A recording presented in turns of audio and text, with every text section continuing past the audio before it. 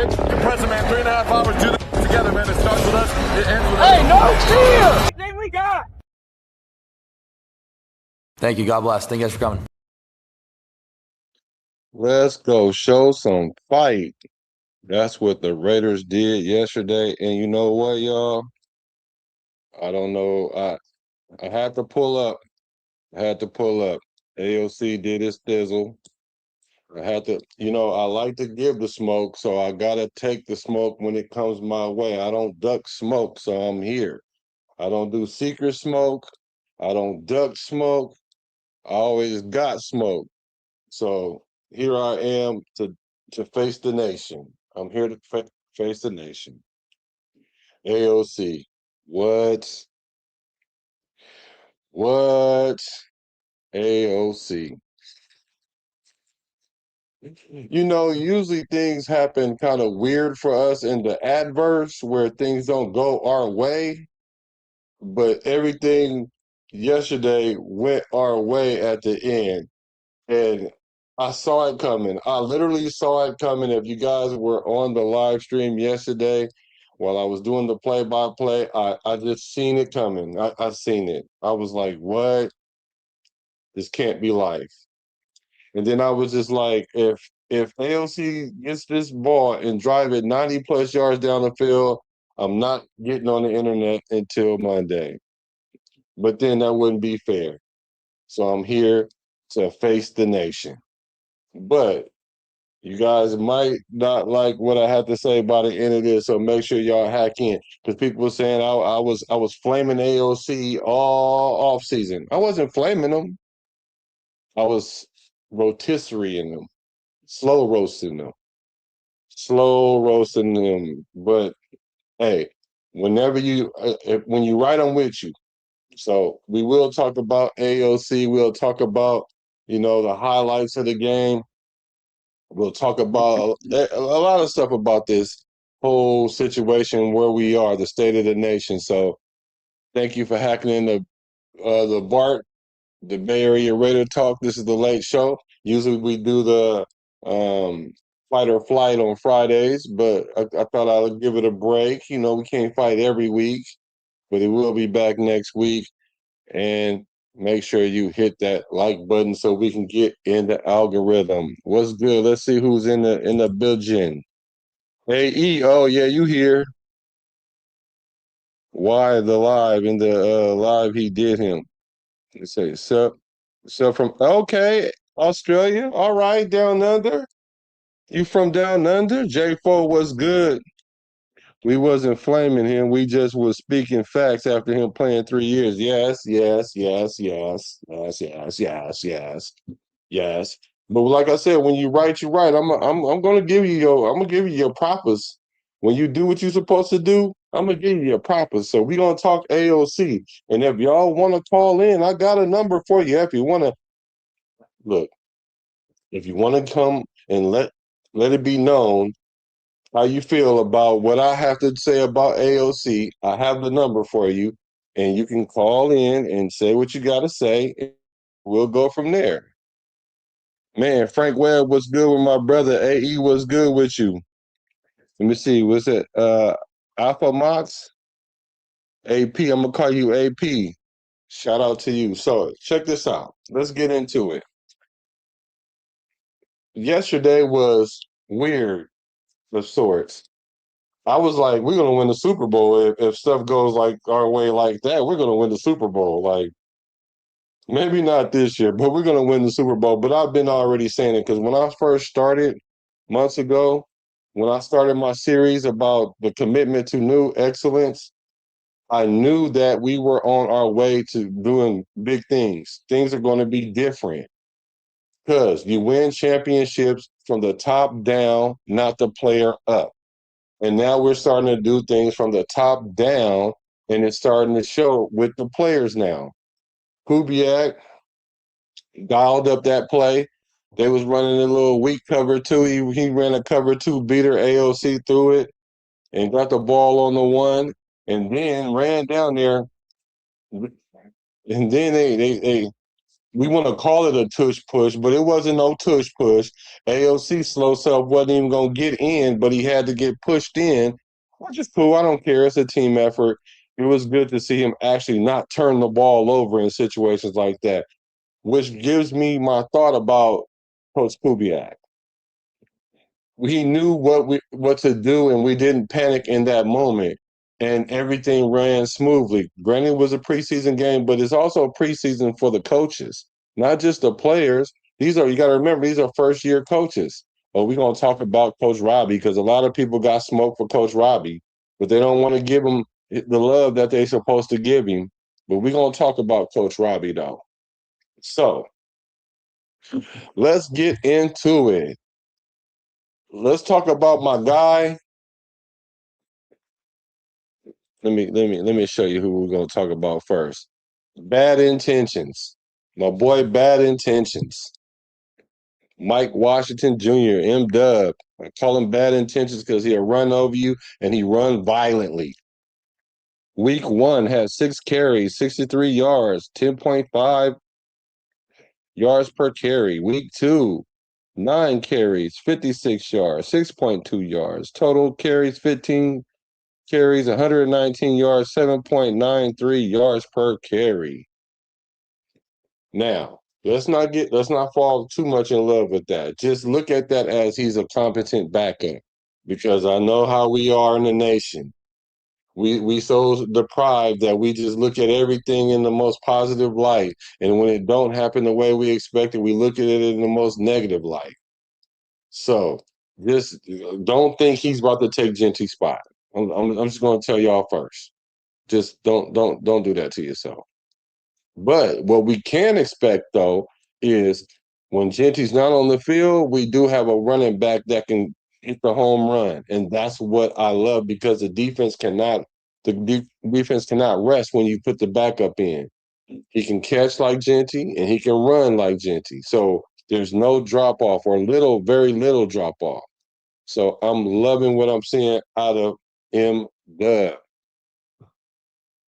Let's take a look at that run. Handoff is to the rookie Mike Washington, who they love. He's big. It looks like this is going to be stopped for really no gain, and yet he just finds a little bit of daylight. He shows his ability to. Yeah, see? Let's take a look at it. The one thing about him is he keeps his feet moving. I like that. And this is another run in the inside for all these people that keep saying that he can't run inside. That was inside the tackles. He's showing it on tape. His 2 biggest runs are from the inside.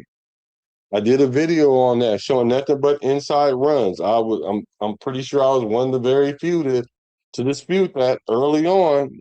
That's why you guys, if you want to do the education and you want to have the knowledge, y'all should make sure you subscribe to this channel.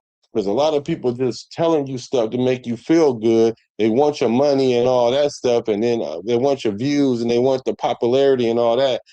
Look, I'm here to do the education, so then that way we can see things for what they are. So when they happen, we already know what we already know we deserve what we getting. And we the Raiders, the throwback Raiders. So let's take a look at this run. Going to be stopped for Watch really how he no keeps gain, moving. and yet he just finds a See how little bit of those legs daylight. keep moving? He shows his ability to. Now you see he shaking his head right there, right? Let me tell you why. Let me show you why he's shaking his head. Oh, with that 4.2 or 4.3 speed, he should have been up out of there. He should have been up out of there. He should have dipped. He got caught by that corner or something like that. Let's take a look at the safety also. Watch that safety, that one high safety at the top of the screen take the wrong angle. I should have put circles on here. My bad, y'all. The one high safety. Look at the top of the screen. The far right where the safety is. Oh, my bad. Dang it. Gain, I don't like and yet about this. he just finds a little bit of daylight. He shows his ability to. Yeah, he knew he should have been gone. But watch this safety. Watch how he goes, takes a step back, come in.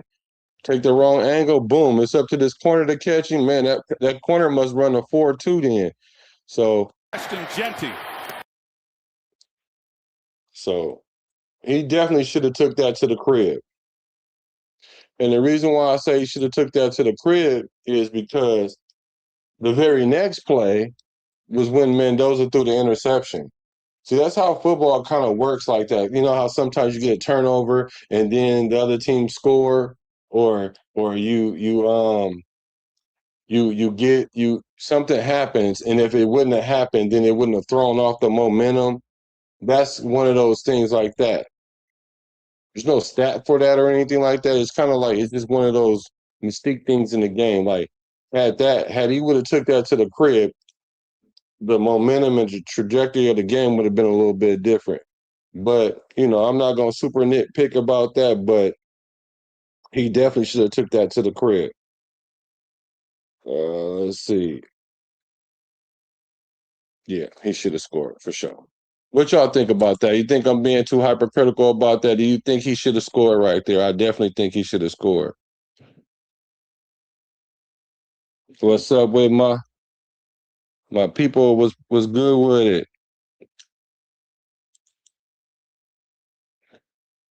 Oh yeah, y'all in full force tonight. What's a good play call on the goal line? It was a good play call on the goal. Oh, up for review. You know what? I've been looking for you, bro. He's not challenging for the starting role. Yeah, a lot of people say that though.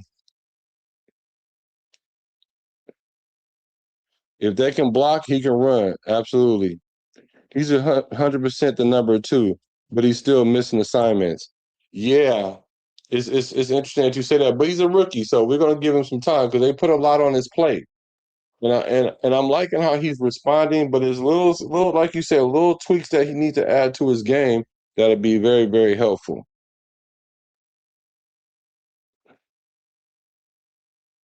He's not finishing runs. Yeah, the run last week, he almost ran out of that angle. Now, I would have liked to see him to give like a little stutter or a juke to stop the angle from the corner or the safety. I think that was the safety. Um, if he'd have slowed down and gave him like a little juke or like he was getting ready to cut in or something, he could have stopped him from running from the angle because he almost ran out of the angle and the DB caught him from behind, grabbed him from behind, so he was almost out of the angle. So he does have to finish runs. I will agree with you on that. But, you know, 53-yard run last week, 33-yard run this week. You like to see it, in the limit to carries. But I would agree with you. Big Mike Washington is really doing his thing. Just hope he ain't taking all Jenny routes. He's gonna want out a year or two. No, I don't think so. I don't think so. See up for review. See, some people are kind of throwing them in there like it's going to be a challenging thing. Look, what you guys got to understand, this dude, the reason why he went as late as he did because he has deficiencies. He's definitely showing up to show that he's got a grudge, a chip on his shoulder. But you guys do have to remember he had 14 fumbles in his 3 years in college. So when he gets to playing them number ones and all that stuff is going to show up, and then we're going to be mad. We don't have that issue with Genty. Genty is the type of running back that needs to get more and more carries because he gets stronger as the game go on. And I just still think there's going to be a 70-30 split between those two guys. It's not going to be like a 50-50 or even 60-40, and that's calling it close. I think it's still going to be like 70-30, no more than 65 35. Just depends, because Gentry just might not be having it that game, and then Washington might have it. But I don't think it's going to be a situation where Mike Washington is going to be fighting for Gentry's position. Yeah, I know. JT pulled up for us. Something tells me Mike Washington at some point this season will have a breakout game. Oh, yeah, he going to do that.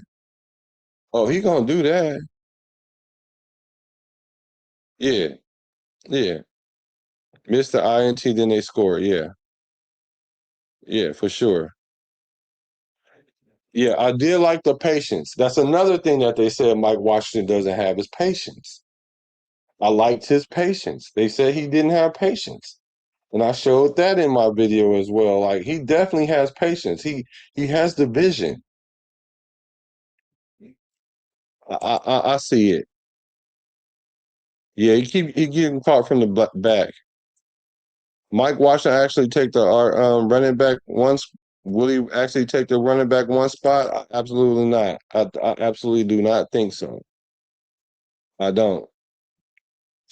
Like that would be crazy if Genty was to lose his spot, the number 6 pick. And which brings me, why y'all don't like Genty, man?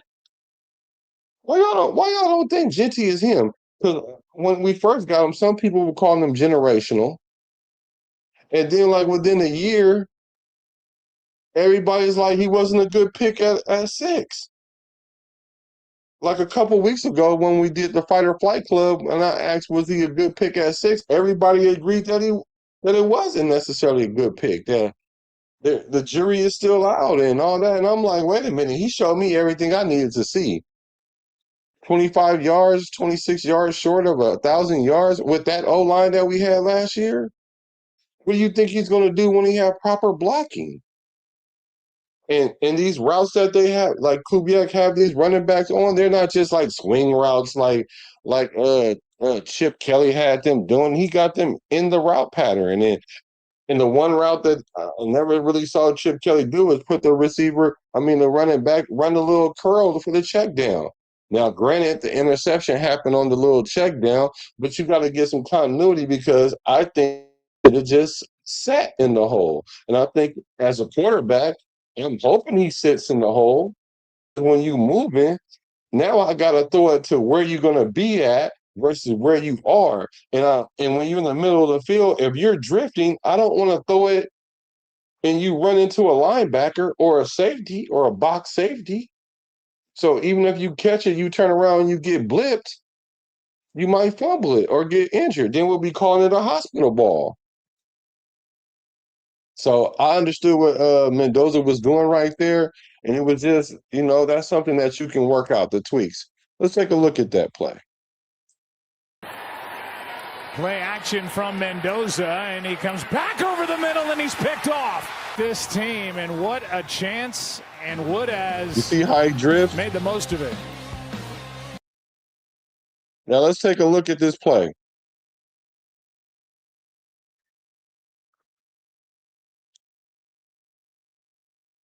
All right, so Mendoza play action. So at the top of the screen, we have a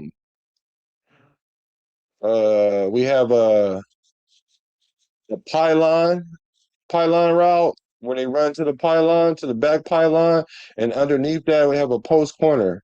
Well, no, I'm sorry, not a post corner, it's a corner. But they don't even really run post corners anymore.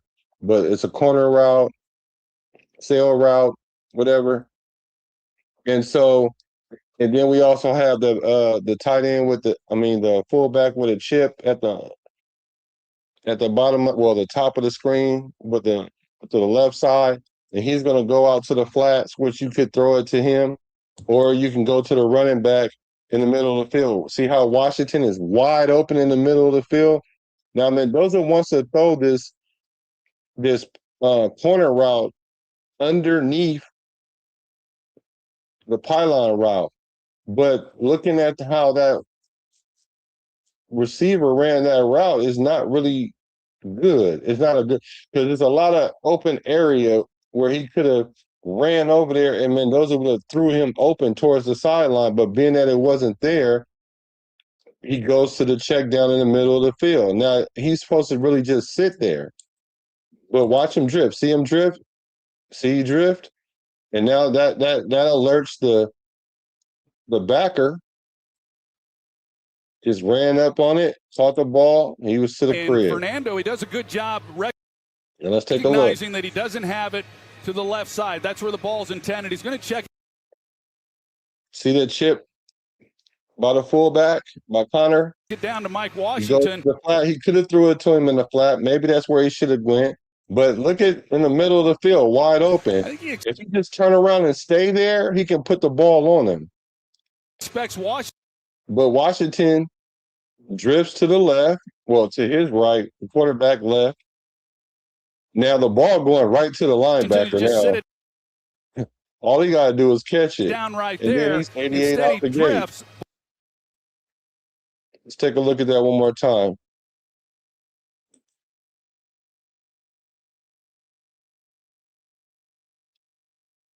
Recognizing that he doesn't have it to the left side. That's where the ball's intended. He's going to check it down to Mike Washington.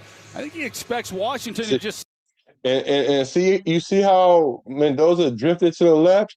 He was drifting to the left to create a throwing angle to that corner route, but he ran it kind of funky. The angle he ran it, he didn't run himself open.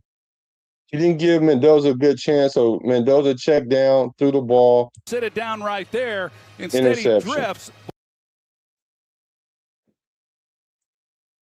So I blame that 50%. I blame that 50% Mendoza, 50% Mike Washington. Now they're both rookies. So, there's something that they can learn. There's something that they can use as a learning experience. Granted, that was a pick six. Everybody was not everybody. A lot of people was crashing out about the pick six. We got to understand that that's not a thing that Mendoza does, is throw pick sixes. He only had one pick six in his 3 years in college. So that's not something that he does. That just was a mistake, and good thing that happened in preseason than in a game, because it could have came at the wrong time. And it kind of looked like the play that happened in the joint practice. It was Genty going out for a route. He got jumped. I couldn't see the whole play, but it looked as similar. They tried to go to the running back. So hopefully we'll catch on to that, and we'll work out of that. Let's see. But I also blame Kubiak on the play call too, because anytime a running back gets a big carry like that, 33 yards or whatever, you're supposed to give it to him again so he can finish it. But I get it. Kubiak might have made that play call in the regular season, because if you guys are not noticing, Kubiak is throwing the ball much more than he's throwing it. First game, I think he ran it 19 times and we ran it 30 times, something like that. I just know we threw it significantly more, 9 more times or 10 more times. I want to say 9 more times more than we ran it. I don't know what it was this game, but I'm pretty sure we threw the ball more than we ran the ball. And that could just be something that we're just trying to see how our passing game goes, and it'll balance out when the season happens. But in these preseason games, that's what's been happening. So I'll check and see what the pass run ratio was for this game. Let's see. Mendoza. Now, after that pick six, the one thing I like about Mendoza is not how you start so much, but it's how you finish. It's in his DNA that if he makes those early mistakes or he's not on early, he's going to get better as the game goes on. And I love that about being a quarterback. Like when you can just not internalize everything and it's next play, and you got the short memory. And even if you do make mistakes, you don't let that dictate how you play later in the game or immediately after that. That's a beautiful thing, because he ended up throwing 6 consecutive passes. Great play calling by Kubiak, because some of them was a screen. Some was like he really was throwing the ball, mixing it up, just putting him in position to succeed. So I think Mendoza is further along than what I might have necessarily expected, but there's some things that he do need to work on, and I'm confident that the longer he sits, the better he's going to be. So I know a lot of people might not want to hear that, but it is what it TI is. Let's see what else I got on here. Let's see. I do like how Mendoza extends his plays. He does what people don't think that he was able to do, is make reads. He's able to go through his progressions. People were saying that he was a RPO quarterback. He didn't have to go through many progressions. Well, we're not seeing happy feet out of him. We're not seeing him panicking like Gardner Minshew. You know how Gardner Minshew got those like anxious feet because he always ready to run. But see, when you're not 6'4", 6'5", you got to be like that. You got to get ready to get up out of there. At 6'4", 6'5", you can stand in there and look around and make some decisive throws. That's why AOC able to do that a lot because he not getting away from nothing. So, but he definitely is good enough to move a little bit, throw the ball top, and make plays. So I'm liking how he's like matriculating or how he's maneuvering in the pocket. He looks like he's comfortable. That's good for a rookie. That's good. Let's go to the chat. We don't need injuries. Coaches are aware. Facts. Let me see. Mendoza will become a good quarterback. He's a focused guy like football nerd. That's a good thing for the quarterback position. Absolutely. Absolutely. Greedy Greed 823. You said even the announcer was saying that was Troy Aikman was saying that the running back drifted.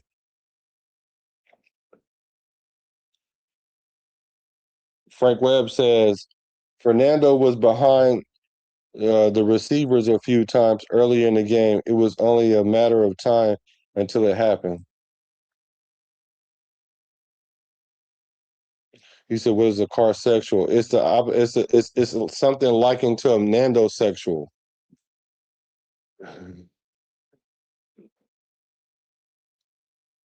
Let's see, J2. The same thing happened when Marcus was in this for a couple of years. Let me see.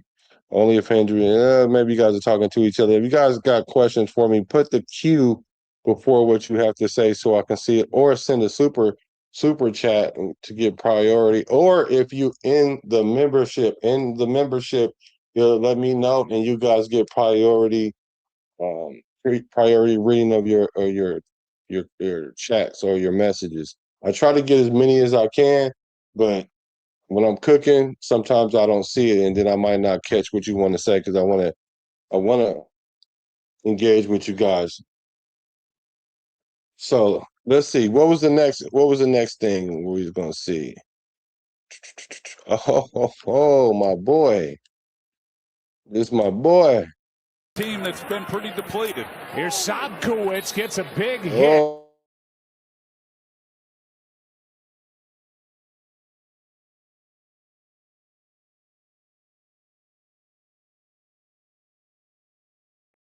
Oh. Steady drift. All right, here we go. 3-1. 3-1 in the building. I was wondering where my boy Stooks was. He was having a rough first game. And look like he's not slated to start yet. It looked like Paul Miles going to start just because he got the experience. But I saw Stooks play well yesterday. He showed up on film. He had a few tackles. And let's take a look at this hit. Team that's been pretty depleted. Here's Sobkowitz, gets a big hit, and on 3rd and 9, he's about a yard short and close, but he's not a big guy, and he got hit hard. On that 3rd and 9, which was big. So Stooks on that first drive, he had a tackle, one for no gain. Then he had an open field tackle. And on that 3rd and 9, he had a good hit. He had sticky coverage. They had him playing in the nickel. Also, looking at the all-22, they had the Raiders were playing the 3 safeties, similar to how he was playing in college. So I'm seeing Coach Robbie going to do some of that, which I anticipated. So it was good to see Stokes. Let's talk about this defense. Because I'm gonna give AOC his moment. When I talk about AOC, we're gonna talk about exclusive AOC. I don't want people to zone out because I'm talking about AOC. But Which I think a lot of people think I don't like AOC. I just love competent quarterback play. Uh, our defense, you know who really popped off the screen for me was McCollum. McCollum was going crazy out there. That boy, I should go look and see how many tackles he had. Let's see how many tackles McCollum had. Because that first drive, he had like 3 tackles, not 2 tackles, and he got trucked on one of them because he probably was tired of tackling on the first drive. Like, what the heck is going on? Y'all gonna help me tackle? But let's look at McCullough. Let's see. He had 7 tackles yesterday. Oh, my boy had 7 tackles too. Oh, okay. Dalton Johnson has 7 tackles. That's my guy right there, Dalton Johnson. So McCullum had 20, he had a tackle on the first drive. He had like the first play he had a tackle. Then he had a tackle for loss. Yeah, he had like 3 tackles consecutive. Then he missed one, which gave up the touchdown. So that wasn't good because he definitely ran up and got done up. You run up, you get done up. And then Darian Porter, the fact that he was even playing, it's like they trying to find a position for him. I'm not really too locked in on him being that corner, that second corner. I'm thinking Masses might be that guy. Now, Porter does start because he has experience, but the fact that he was actually playing yesterday, it tells me that it's not locked in because of the for sure locked in starters did not play. So Masses might have a chance. It might be that last preseason game that's going to let us know. Let's see. Porter on a 3rd and 10, he gave up a first down. On the first drive, he missed that tackle on the touchdown. So Darian Porter needs to step his game up. D-Cam out missing because his kid was being born. Now I get it. You can only do that once, but bro, when you on the bubble, you might want to just miss that. I don't know. I ain't gonna tell nobody how to go about that, but I know if you want to have a job in the NFL so your kid can eat, you might want to show up. Unless they told him something like he was gonna make the squad. Like D Cam, I think he on the bubble. Do you guys think D Cam is automatically on the team? You don't think? Do you guys think that D Cam is going to make the roster? Put a Y in the chat if you think D Cam is going to make the roster, y'all. Furpo, what's good? Oh, hold on. Since Furpo, everybody got this for Furpo. Let me go and give Furpo this. Let's see. Touchdown!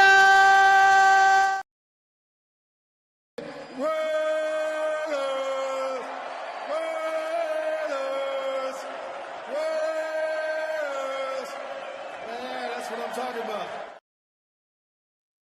Yeah. So, do you guys think D Cam make the squad?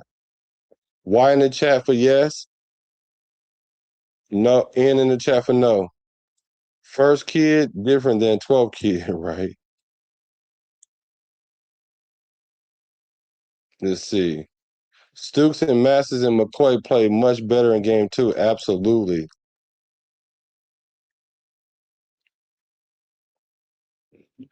A game manager needs talents which he does not have, and he wasn't brought to manage. He was brought to lead and move the chains. Who are you talking about? Mendoza? And you say he's adjusting to the speed of the game. I'm not saying the speed of the game adjusting. He might be adjusting to it. I'm not saying he's not. But it doesn't look like it's too much. It doesn't seem like it's overwhelming. It seemed like he's taking it in stride. Like I'm seeing skills out of this guy that you would normally see like through mid season of starting. Now that doesn't mean I'm saying go start in week 1 because no, do not start him. And we didn't have Kirk Cousins or Cousins hurt. Then I would feel better. I would be like, okay, he's beating AOC out in the preseason. I would just feel comfortable with going with Mendoza over AOC just from what I'm seeing in the preseason. But we got cousin Kirk, so we don't have we have the luxury of having him sit down and wait. Let's see. Let's see. Oh yeah, we're gonna talk about Benson him sure uh quickly in a minute here. So let's talk about Coach Robbie while we on the defense side of the ball. A lot of people they're concerned about Coach Robbie. He's the weakling coach out of all these, of course with Kubiak, we got confidence in Kubiak, but Coach Robbie was a question. People were kind of like upset about Coach Robbie saying he was the wrong hire or it might be too much and on the hot seat. I heard this last week. And I'm thinking to myself, how is he on the hot seat when he can't even put the defense out there, vanilla defense, and see what works and see what don't work first? Y'all can we fire a coach in the offseason? Like what? What's wrong with us? I think last week we didn't give up any points in the. Let me look and see. Last week I think the defense didn't give up points in the second half. Let me see. We gave up 6 points in the second half. And then this week, he gave up no points in the second half, 3 points in the second quarter, which shouldn't have happened. And then he gave up 10 points in the first quarter. So he only really gave up 13 points this game. Now, what I did not like, what I was looking for is our penalties. Like, what is going on with these penalties? Penalties supposed to show that you don't have a team that's disciplined. Like, I thought our team is disciplined, so I'm expecting us not to have a lot of penalties. We had penalty. We had the defense had 4 penalties in the first quarter.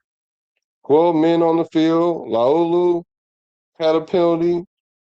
Jermad had an unsportsmanlike. We gave up 3 points off of a penalty from Jermad. So they ended up having to go for a 57-yard field goal, which Coach Robbie on that third down, he blitzed to get the ball out the quarterback hands because the 57 is the fringe. They could have got 3 or 4 yards on a little check down to make it a 54-yarder. We brought the pressure, made the quarterback throw the ball, brought it to the point they had to go for a 57-yard field goal. I like that, Coach Robbie. I got confidence in you, Coach Robbie. I got confidence in you. I don't know about the rest of these people, but I got confidence in you. So I'm liking what I'm seeing from our first year coach. Is he perfect? No. Is he seasoned yet? No. But I'm seeing some positive things from him. So shout out to Coach Robbie. But with Jermod though, with that penalty, now all he had to it was a late flag and all that. Now the reason why they called it because he was standing over him. I do like I do like that. All you had to do was just turn like 45 degrees, take your, you know what I'm saying, and do it the other way. You did it literally over the guy. So, but what that tells me is his confidence is starting to come back. Like he feel like he him. The boy gave up 2 touchdowns last week, and he came back like he didn't do nothing. Like he came back like he was him, and we didn't see nothing else bad happen from him. So I'm liking that. We'll clean up the penalty. We'll clean it up. I'm sure coaches talk to him about it. Jamal McCoy doing his these. I like it. I like it. And that D tackle that we got from Houston, he got a sack. That was dope. I like that. Overall, our defense played better. Like we was having an issue tackling. We was having an issue getting pressure. we was having problems all the way around the board on defense. Corners act like they couldn't guard. They couldn't close on the ball. We got a bunch of fast guys out there. Like, what was going on? But they showed up this week. There's a big reason why we came back and won this game is because the defense making stops at the end of the game, playing with pride. Shout out to the defense, man. I ain't saying they was the world beaters, but we only gave up. They only gave up what? They only gave up what? So we scored 22, but what's 22 minus 7? Because the pick 6 and 15 points, 14 points, 15, 7, 8, 9, 11, 12. Yeah, 15 points. So shout out to the defense, man. Let's go to Malik Benson. Mr. Benson. Oh well, no. Before I go for that, let's talk about our boy, the sack, the pressure that they was giving up. He was giving up some pressure.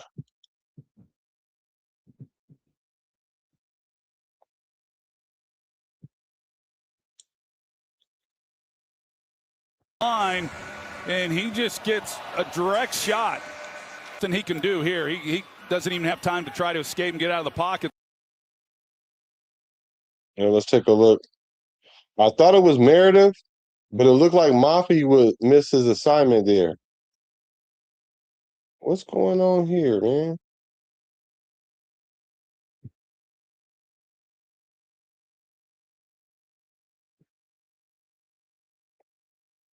So Mafi or Meredith, just not good communication, giving up a sack. We can't be letting guys just run straight in. So I hope they clean that up. Of course, that would be Linderbaum, and I'm not really seeing him making too many of those mistakes. And whoever that left guard gonna be, I hope they communicate a little bit better.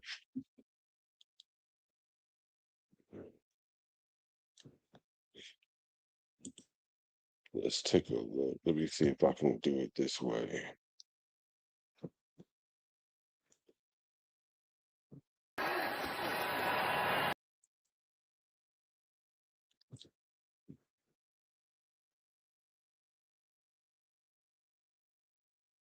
Okay, here we go. Number 1 in this league just dropped it. And that's a perfect throw. And that's some of the accuracy. If he catches that ball, nobody really talks a lot about the ball placement. Malik Benson, 2 drops. I didn't like that. On 3rd down, both of them on 3rd down. Now, if that was Jack Besh, I don't know. But let's look at the route. Top of the screen. He got about 7 yards cushion. Got to get to the 1st down. Look at the route that he run. Nice. It looked like he was going to give him a slant or maybe even like a post, and then ran it to the pylon. Nice open route. The ball goes to him. Drop. Would have got the 1st down, maybe even some more yards. Let's take a look at that again. StreamYard acting weird, y'all, so be patient with me.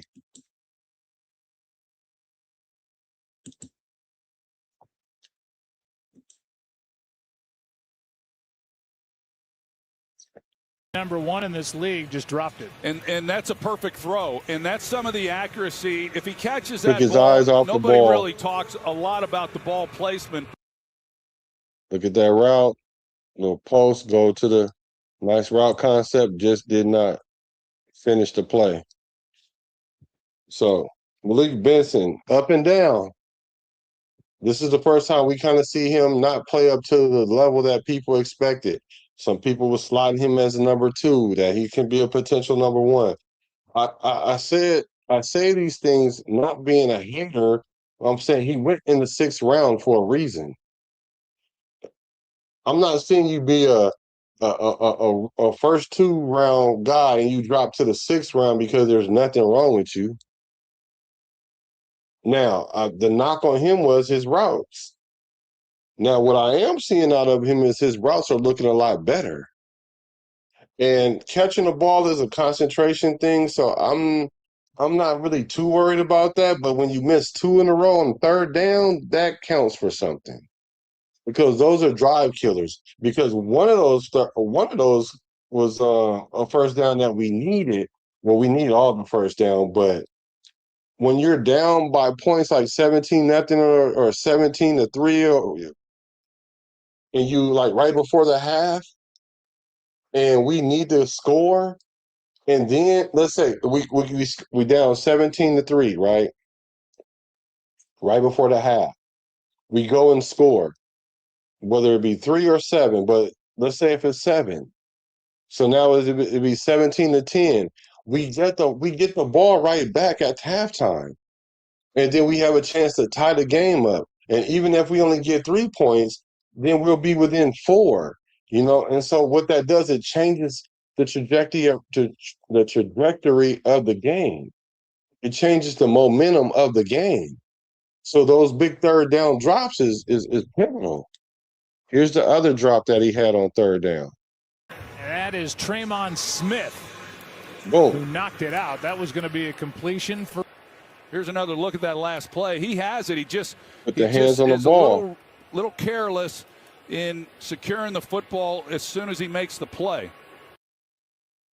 Now look, nice route at the bottom of the screen. He finds that open area, attacks the safety, makes the safety take or corner, safety, make him take a few steps back, run that curl route. You usually don't run a curl route on a cover 2, but they definitely found it. And he was there, caught it, and they closed on him, knocked the ball loose. Now check this out. Do you see how them 3 guys was going after the ball? Now, the thing about that is, had he caught the ball and made an athletic move, that would have been a fumble. Because he was catching the ball, turn around. Had he taken like a step or a step and a half, that would have been a fumble. Because he wasn't tucking it away, and he had to tuck it away on the same side that the dude was swiping. So we need to clean that up. We need to clean that up. We need to clean it up, Benson. Let's see. Yup. Those are pivotal drops. I seen Trey Zoom get beat. He got beat on the block.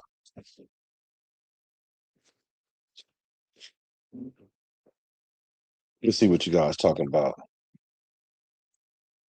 Let's see. Let's see what we talking about. Hard to evaluate coaching schemes in the preseason. Preseason about coaches seeing stuff, not showing stuff. Exactly. I agree. Again, take away the pick 6. Our defense playing much, much better. They showed up. Yes, I agree. Yeah, I thought Meredith double teamed the wrong guy too. But I also saw in other parts where he, like he did in that play, is he put his hands on that guy and helped double team the guy to the right. And then it looked like Mafi, he tried to get back in front of him, and he was probably trying to pass him off to Mafi because Mafi was supposed to get him, Antonio was supposed to get him, but it was a miscommunication there somewhere. I've seen Meredith do that all last year.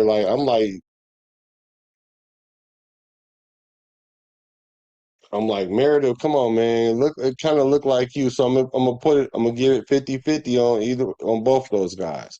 But Meredith, you started all last year at center. Mafi's he's trying to get some burn. He's trying to make the squad. So y'all shouldn't look the same. Y'all should not look the same. I'm just saying. JT says, notice a drop off at the wide receiver production against the first string defenders and lack of separation.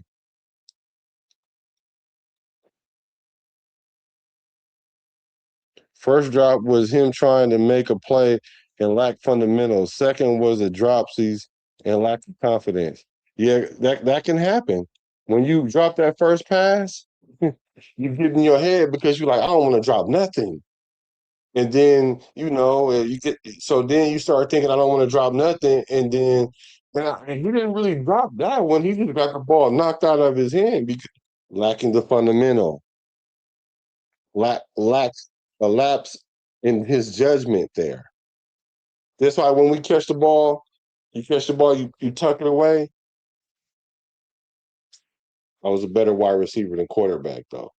Catch the ball, tuck it away on purpose, like second nature. That ain't what he did. He caught the ball, was trying to turn around, did it lackadaisical. In the league, it's fast. College is even fast, but in the league, it's much faster. That's a comeback. He just rounded the route off. Let's look at it. Let's look at it again. A comeback route, huh? Let's take a look.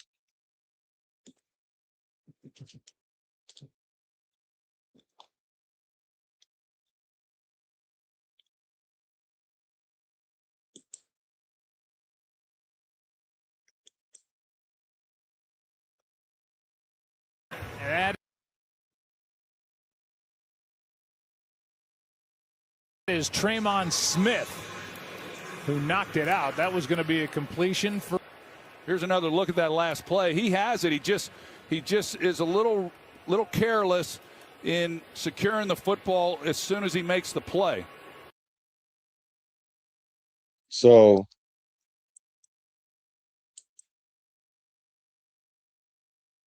he ran about 10 yards here and turned around.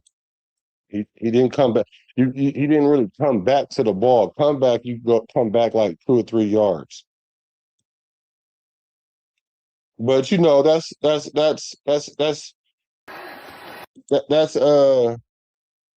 I would say that's like splitting hairs there. You can call it a comeback. Don't call it a comeback.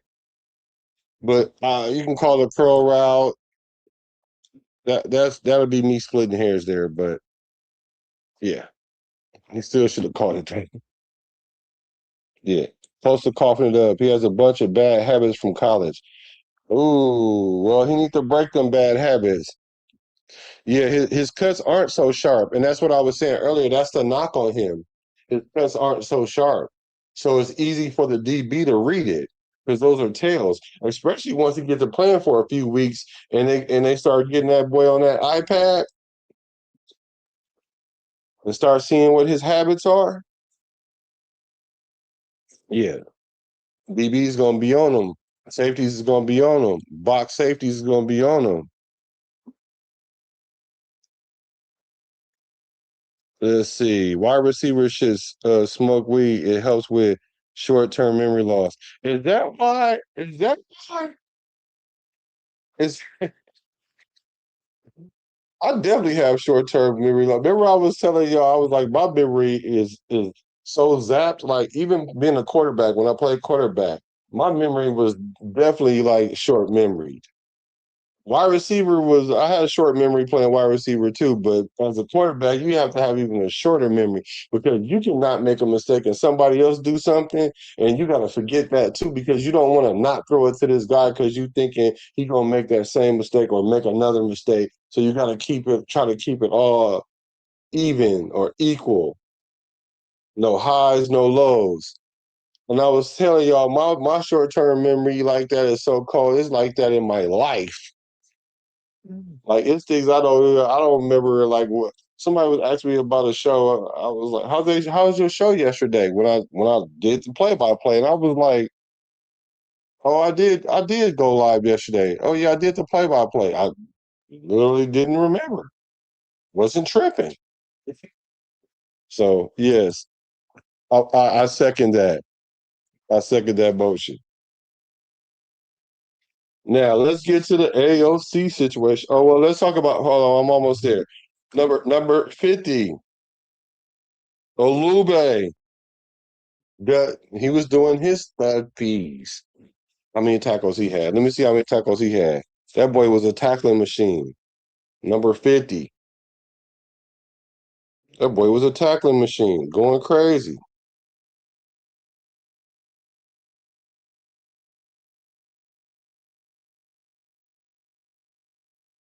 Let's see how many tackles he had. He had 4 tackles. He was definitely all over the field though, especially during like right before the half. So he was doing his thing. Um, Thomas Booker. Thank you, Thomas Booker. We almost forgot you was on the squad, my guy. We almost forgot. We almost forgot about you, bruh. He got a sack. So I was happy about that. Now, and before we get to AOC, let's talk about the special teams, man. Let's talk about the special teams. I know the special team coach is livid. As many special team penalties we had. Illegal touching, holding, blocking in the back, all kind of crazy stuff. Now, Matt A with the G being silent, he had a 52-yarder. Remember I said we need a field goal kicker that's going to be able to kick from 54, 55, 56, 57, 58. Just like Farbear or Fairbear or whatever his name was, Care Bear, who cares? He hit one for 57 after Jermai made that penalty, and them was 3 points. We're gonna need those. Now, let's talk about the Tokyo no. The Tokyo no need to Tokyo go because it's over. Now, would y'all keep him as an international and groom him? Should he stay? It doesn't hurt us against our roster. So maybe like if he actually was, you know what? I'm gonna change my mind. We're gonna Tokyo drift him and keep him, and then we'll work with him during the season. And then that way, if Matt A with the G being silent get the tripping, then we might be able to do something with the guy. He might be ready by halfway during the season because it ain't the business when you missing 38-yard field goals and then you missing 2 extra points. Like you're all in your head. Like it's all in your head over and over again. So I'm gonna need. So what y'all think about Tokyo Toe? Because right now he's not Godzilla. He playing more like Godzuki. I don't know if y'all know who Godzuki is. That's Godzilla's son, but he's not playing real big. He's not playing real colossal like Godzilla. He playing Godzuki. So I don't know. What do you guys think about the Tokyo Toe? You think we should keep him? But overall, we had 4 penalties in the first quarter. We gave up 17 points in the first quarter, but we did give up 3 for the rest of the game. And I was happy about us getting turnovers because we want to be an opportunistic team on defense. And we didn't see nothing close to a turnover last week, and we saw all kind of turnovers this week, not just one, like multiple turnovers. So our defense definitely showed up. All right, let's get to it. Hey, see you later. Let's talk about the quarterbacks. Well, let's start with AOC though. AOC, I'm like, what? People are was like, I literally was on the live stream and I was getting text messages and I was getting razzed about the whole AOC thing because I talked bad about him, and then it was like, yeah, see, if you give him a chance, he could play good. And let's look at his stats from yesterday. He went 15 for 24 for 166 yards, no touchdown. Well, actually, he ran one in, so we got to give him some credit there. Last week, he went 4 for 13, 85 yards. Now, way up until that point of that last throw, he was inaccurate. But 15 for 24 ain't too bad, though. 24 passes is a lot, especially in a half. But we were behind, playing from behind. So he played decent. I expect a quarterback that's in his fourth training camp to be able to go down there and make them fools look like they was a pedestrian. Plus, it was a good play call, cover two beater, nothing but like a post route. So I expected him to do that, But that's typical AOC though, AOC he might not get a touchdown or interception. He might not get a touchdown, but he might not throw that interception either. Like he might not like lose the game for you, but he not gonna win it for you. Yesterday he kind of like won it for us because I don't care if he was playing the fifth string and you start the ball on the 5 yard line or the 2 yard line or whatever within the 10 and you have no timeouts and you need to go all the way down the field and you actually just do it, I gotta give you some respect. Gotta give you a little respect. Un poquito. Poquito. Gotta give him a little respect. So shout out to AOC for doing that. And hit that like button, y'all. See if you can give me an algorithm because my stream's not as popular as everybody's yet, but your boy is on the way. We on the way. But I'm gonna give him his little propers a little bit. But people start talking about he should he's better than Mendoza. He played better than Mendoza. Like he should get more reps and he should be able to get a chance to start. And I told you guys from the beginning, like this is not a quarterback competition. There's never been a quarterback competition.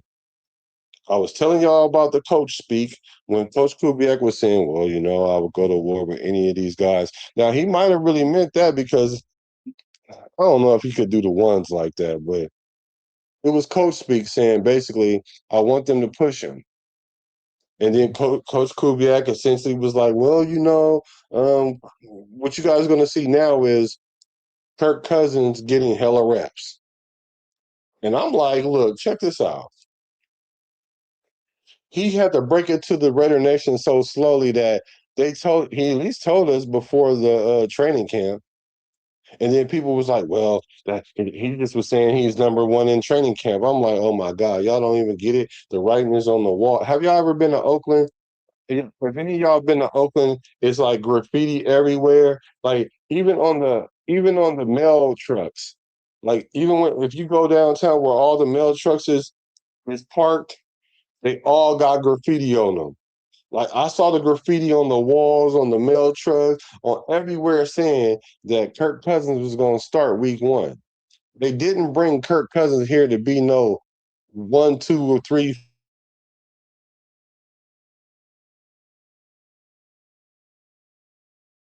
Atlanta. That's the reason why he was tripping in Atlanta because he's like, wait a minute, y'all just dropped me the bag to be the franchise quarterback, but then y'all went and draft this guy Penix, and then y'all thought y'all had something with Penix, so they started playing quarterback carousel games with him, and then he ended up getting hurt. So they was like, ooh. So they put Penix in, and guess what? Penix ended up getting hurt. And then you had to go back to Kirk Cousins after being on an injury, and then Kirk Cousins ends up being the quarterback out of the two with the winning record, and Penix did not. So now you ended up with a broke up Penix. The coach ended up losing his job. The GM lost his job. You lost Kirk Cousins, the quarterback that went 5-3 the last year with them, winning 4 in a row, knocking out Baker Mayfield and them, the Bucks out of the playoffs. Atlanta ain't gonna win nothing. Now they got Tua out there, concussion prone Tua, and Penix out there fighting for a job. But then they brought in, I think, Rittler or somebody. They brought in some other quarterback. They having troubles in Atlanta. A-town down. Yeah, they gonna stay down. That's crazy. But people was like, well, Kirk Cousins is old and he didn't throw for 4,000 yards 2 years ago, and he's been bad these last 2 years. No, he hasn't. Kirk Clint Kubiak knew exactly what he was doing when he went to go get somebody that is already proficient in the offense and who can win games now. We're building for the future. At the same time, we're trying to win games now. Can't y'all tell Clint Kubiak don't like losing? Can't y'all tell that?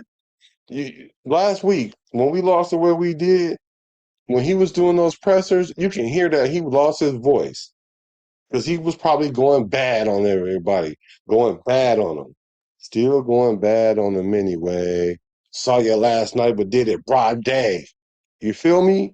He was going crazy. Did y'all see him? The boy needed to shave. It looked like he literally did not leave. He did not go home. He did not leave the facilities. He was looking scrappy. He shaved for the game, but the man looked like he never left the facilities. And it showed how our team played, and they rewarded him with a victory this week. Shout out to AOC. He did what? What? So, AOC, should he start next week? Should we start AOC next week? AOC should start next week.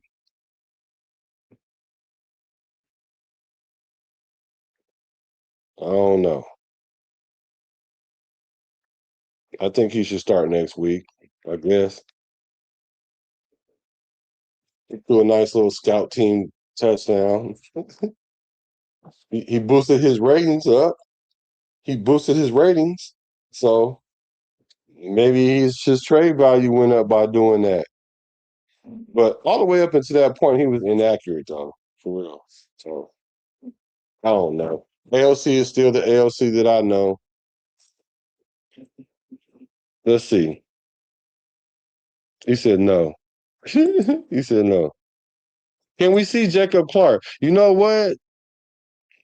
I want to see Jacob Clark too, but I think there's a reason why they're not playing Jacob Clark because we want to put him on the practice squad. I think we want to put Jacob on the practice squad, y'all. That's what I'm thinking.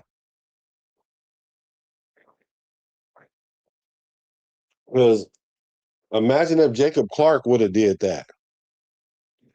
What if Jacob Clark would have done that? Especially with AOC playing the way he was playing, because we got to give a shout out to the defense. We got to shout out to Dylan Lave for getting his money young while he was playing, and then the running back that we just signed, he looked like he playing the part number 32. So I think they're trying to hide Jacob Clark. Clark is not a pro QB. I don't know that.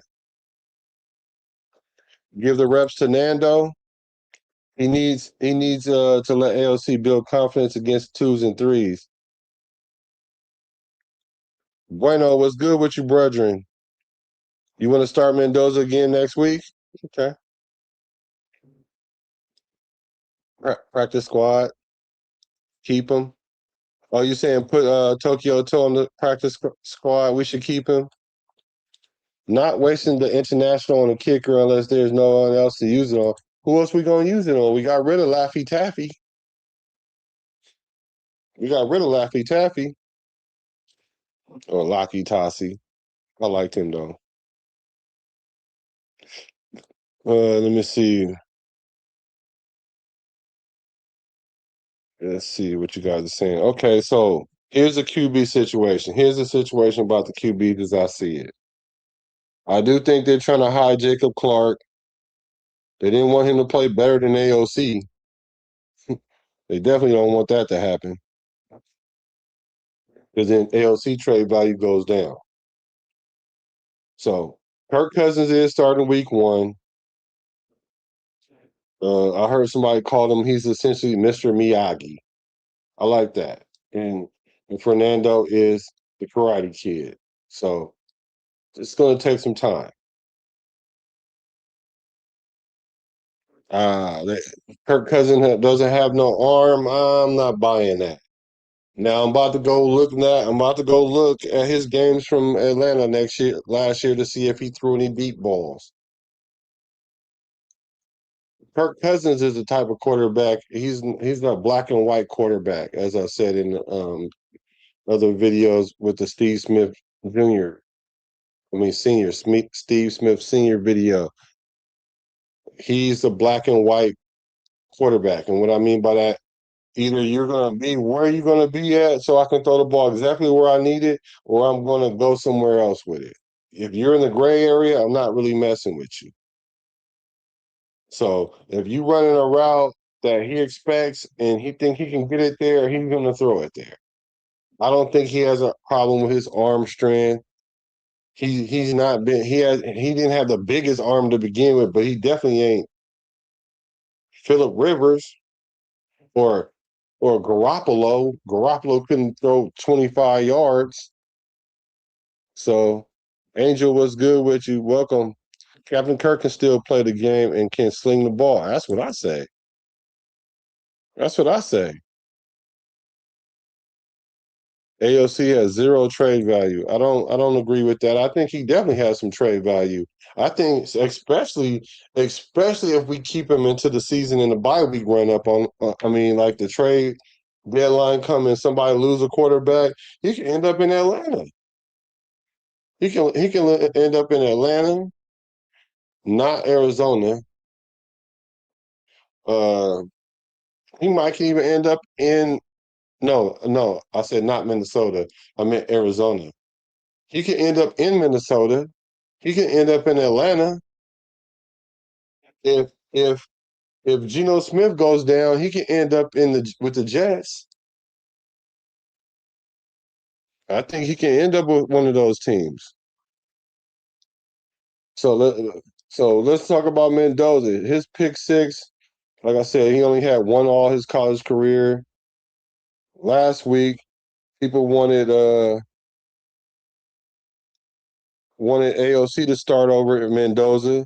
This week they want to put him under AOC.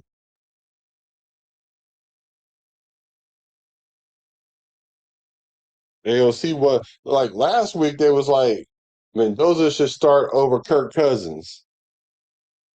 This week Mendoza might not be ready and AOC needs to start over him. Like we need to chill on that.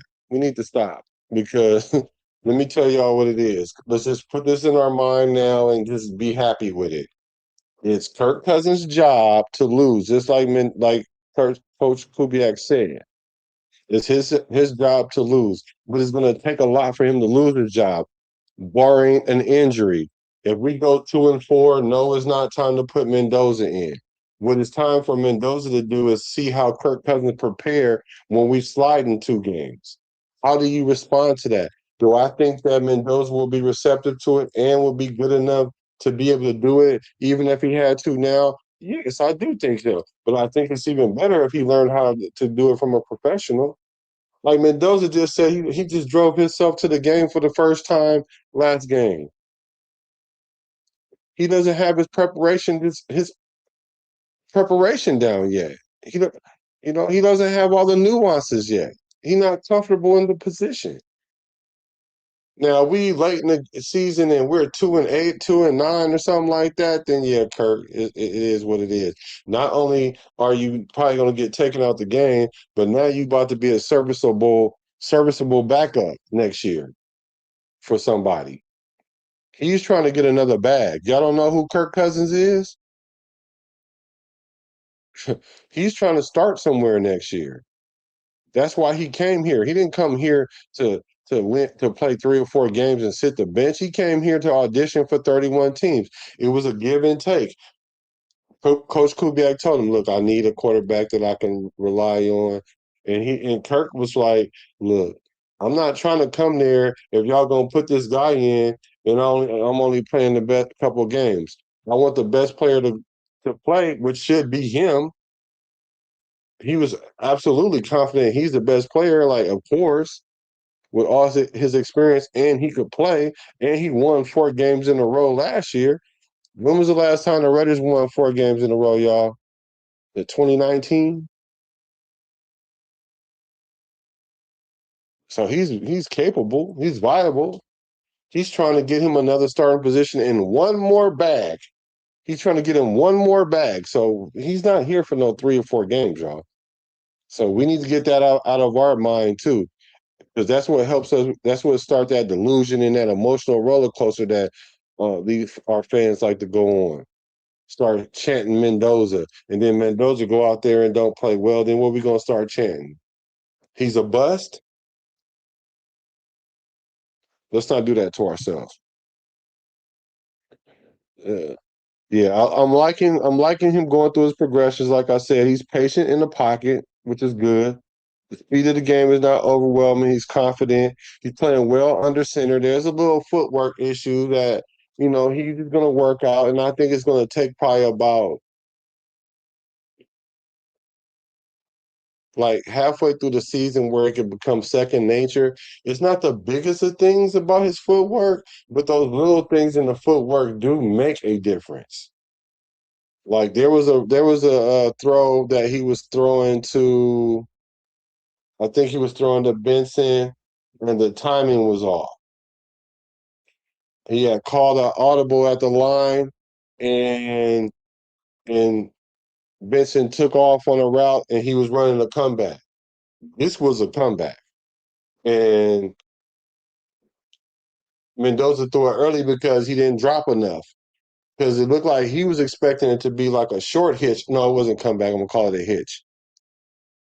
hitch comeback, whatever. Splitting hairs again. And his footwork did not match the steps of the wide receiver. See, that little stuff like that, it'll take some time. But I do like his footwork overall. I like his platform. I like the way he's able to throw the ball. Sometimes he's a little open when he throw the ball when he's throwing it here, but he's being accurate there because he's making sure he's able to throw it over here if he wants to. I'm just liking what I'm seeing, how he's just manipulating the pocket, how he's responding to the pressure. And he's playing with the backup line, y'all. He's playing with the backups. So it's going to only get better when you put the starters in there. And Kirk Cousins is going to be light years better at this point, and it's going to show. It's going to show. While y'all was talking bad about how he looked like an old man running, then he busted out 50-yard sprint to the locker room on y'all. Let me see. What is hard? Yeah, yeah, he's hard. And another thing I like about Mendoza is he's not taking unnecessary sacks. He knows when to throw the ball away already. See, for whatever reason, it's just something I just happen to already know. Like, bro, get rid of the ball. Like, sometimes you wonder why quarterbacks hold on to the ball as long as they do when ain't nothing there, and they don't throw the ball away. They take the sack. Like, it's probably just something that's just not in their head already ahead of time. But certain things like that, you gotta have a clock to go off in your head. Throw the ball away. Throw the ball away. Throw the ball away. Throw it out the back of the end zone. Throw it out of bounds. Throw it at this wide receiver feet in the vicinity. It's something you kind of already got to have in your head. So overall, I'm liking Mendoza where he is right now. Do I think he's better than Kirk Cousins? Absolutely not.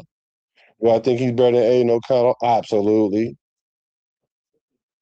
Do I think Aidan O'Connell is terrible? No, I don't. Do I think we got the best quarterback room in football? Yes, I do.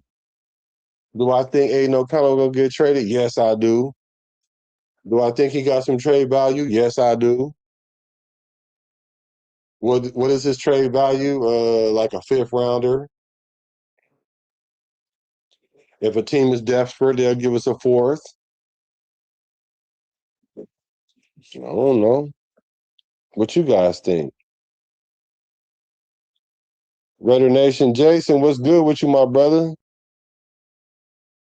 What's good with you, bruh? Bay Area Raider, what's good with you? That's why you keep Aiden. Now I can see why we keep Aiden because in the event that Kirk Cousins goes down early and you wanna you wanna buy more time for Mendoza, but the Raider Nation ain't gonna want to see Aiden O'Connell. They're gonna want to see Mendoza. If Kirk Cousins goes down for sure, they definitely gonna want to see Mendoza. Now me, I would, if let's say if Kirk Cousins had the same kind of injury, kind of like how Geno Smith got hurt last year, you out a couple games, and if you put Mendoza out there and he plays very well, it's going to be hard to take him off the field. Like if he win 2 games or something like that, then you put yourself in a kerfuffle where now you got to deal with the fans. Like Clint Kubiak don't care about the fans because he's not on social media. He don't care about what the fans how he should coach his team. But if you do that, it's going to be kind of be like in the building. That's going to kind of be like, it's going to seep in. So if Mendoza's going to if Clint Kubiak want to avoid that, what he has to do is put in AOC if he's only going to play for a couple games. Because if AOC win a couple games, we'll be happy for him. But he's not a starter. The fans aren't going to be there to see AOC. They're going to be there for Mendoza. Win, lose, or draw, they're going to show up for Mendoza. They're already in love with Mendoza. And he ain't even the best quarterback on the roster. They just a lot of these fans, Nando-sexuals, they're out there undermining Kirk Cousins, hoping that he doesn't play well so they can hurry up and get Mendoza in there. And then there's some fans they're closet Nando-sexuals, but they're not full blown. So what happened is they want Fernando to go out there so he can fail, so they can say, "See, we should have drafted back. We should have waited till the next year when all these quarterbacks is in the draft." Fernando in any other year, he wouldn't have been a number one draft pick. He would have never been a number one pick. Like all these people think I forgot all the stuff that they were saying about Mendoza when we first got him. So it's a crazy dynamic there. He would say he'll be fine, he'll learn. Now, if Kirk Cousins leads us to a Super Bowl and win, like Sam Darnold did with the Seahawks last year, it would be one of the craziest stories ever. No, it would be the craziest story ever. It wouldn't be one of them. It would be absolutely the craziest story ever. It would be crazy because the Raiders won a Super Bowl for one. It'd be crazier because they won 3 games like 2 years in a row, or like 4 games and then 3 games or whatever. That would be crazy within itself. And then the fact that Kirk Cousins at 38 comes in and win a Super Bowl, it would absolutely be the craziest of all time. Now, last night when I saw AOC do his big one, I was like, we're going to win the Super Bowl then. That's not outside the realm of possibility because, like I said, normally when things go crazy, they go against us. That went right. And the thing about it, I seen it coming. I literally seen it coming like like 2 scores ago. 10 years and 2 scores ago. Like I literally seen it before the lobby touchdown. I was like, oh my gosh. And then once the defense made they stop and all that stuff, and the defense was going crazy, I was like, oh my gosh. Then they punted the ball and we got the ball on the whatever, and I was like, boy, if we that it's enough time to score. It just we usually don't. And if he go down here and score, I'm just gonna not believe it. Like what? Like what?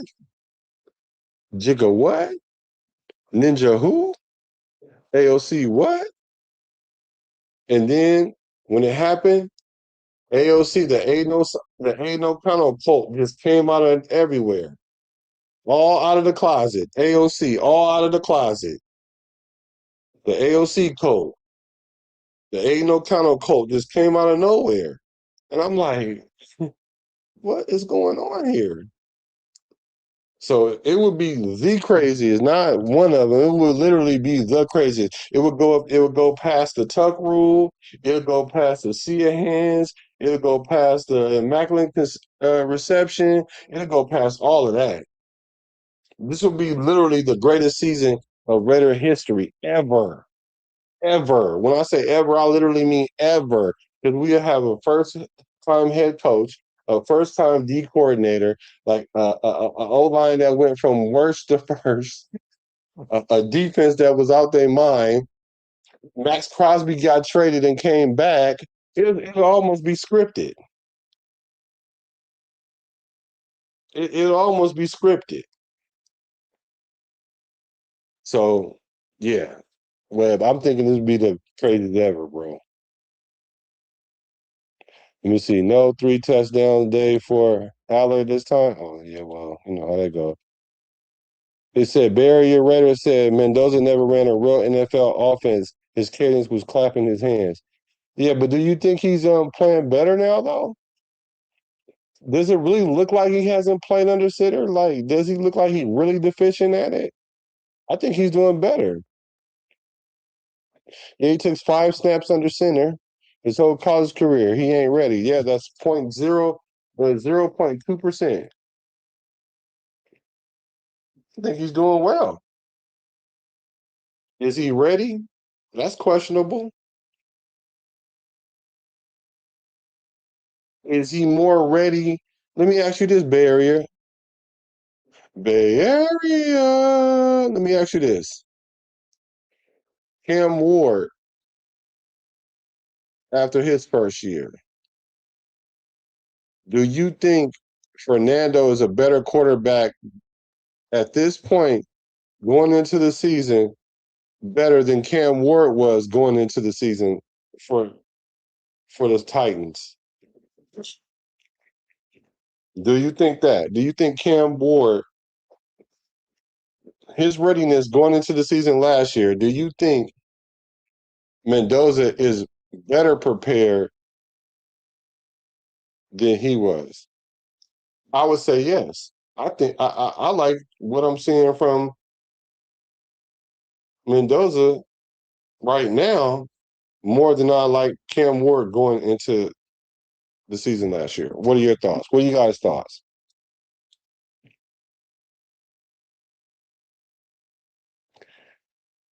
He said Dark said F AOC. Now look, AOC, the thing about AOC though, and this is what I said, he's actually looking like a quarterback now. He let his hair grow. His accuracy kind of off since his hair grow. He like the reverse Samson going on.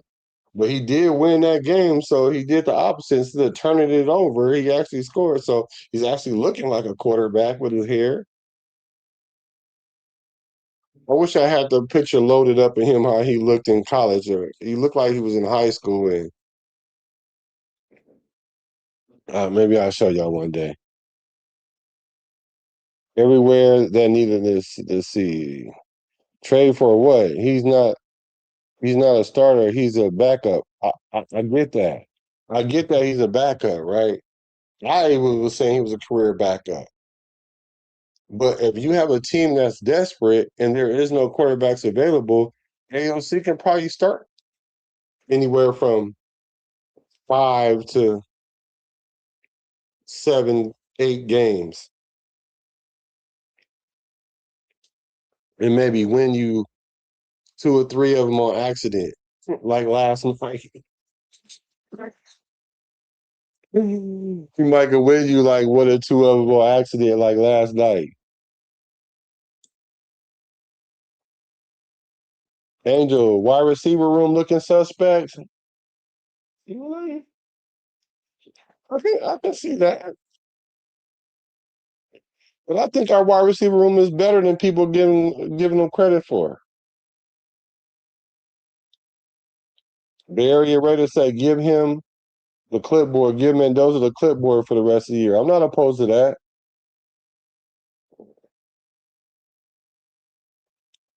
AOC in the last year of his contract not worth much, only to a desperate team. I would agree with you, but I'm just saying, my only preference is to a team that really needs a quarterback by the trade deadline. Other than that, he's just going to be on his squad. And for me, I think his best bet, this is just me thinking, I think his best bet is he should stay with the Raiders. He should re-sign with the Raiders and be the backup to Aidan O'Connell. I mean, to Fernando Mendoza. That's what he should do. But he came out in a press conference and pulled out his shirt, his Superman shirt, and said, I'm a starter in this league. I want to start. And and um and everybody got mad at me because I was like, bro, play your role. Well, I think any quarterback should think that they were going to be a starter. Yeah, I believe that too. I'm not saying that's an issue. He should always prepare like he's the starter. He should always think he's the starter. But the reality of it all is you're not a starter, bro. That's the reality of it. Especially not for this team. He ain't about to start for the Raiders. The only way he start for the Raiders, if AOC start for the Raiders, we in trouble. Big trouble in little Las Vegas. If AOC is starting, we in trouble. Matter of fact, if AOC is starting, we playing all our quarterbacks. I say this every year that we had him. If AOC is on the field, we playing all our quarterbacks. Because that would mean our first quarterback got injured. AOC came in, he definitely gonna get injured. So we're gonna play our third string quarterback. That means all our quarterbacks gonna play. If AOC hit the field, all our quarterbacks playing. So that ain't that. I don't know, y'all.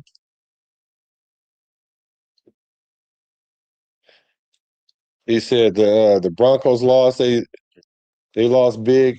It's kind of weird because the Chargers put up 27 points on Houston, right? And I was trying to tell people was ignoring me in their chats. Y'all know who y'all are, whether y'all commenting on this or not, you other content creators and all that, and y'all was talking about this.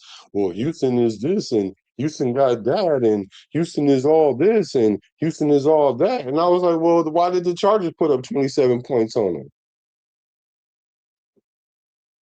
And then the Chargers go on, and then like I'm like, come on, let's. Mm. Tom Brady said himself, it doesn't matter where you get drafted. Yeah. Ooh, Raiders versus the ooh Raiders versus the Rams, the silence of the Lambs. We can silence of the Rams.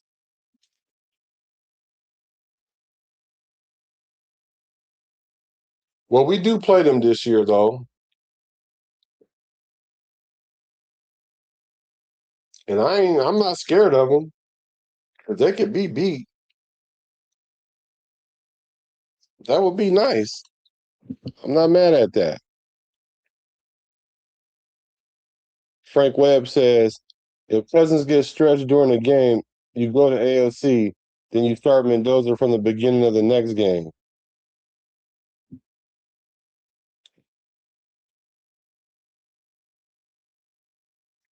School the pro. Thanks for hacking in. He said, let's be honest. The Chargers are the best team in the division and the league. Let's just be real as Raider fans. I'm going to have to disagree with you on that one, my brethren. I'm assuming that you're a guy because 99% of the people that watch my podcast are men. I'm going to have to disagree. Chargers is not that. Justin Herbert is so overrated. You can't never take take the Queefs out of contention. They got Bieniemy back. They went and got him for a reason.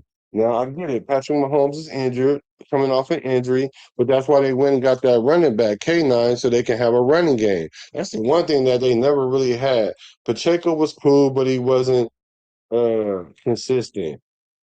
Kareem Hunt, they even had to throw back Kareem Hunt. And between them two, they made like one running back, maybe three-quarters of a running back. Now they have a legit running back. So if anything, they're the best team in our division.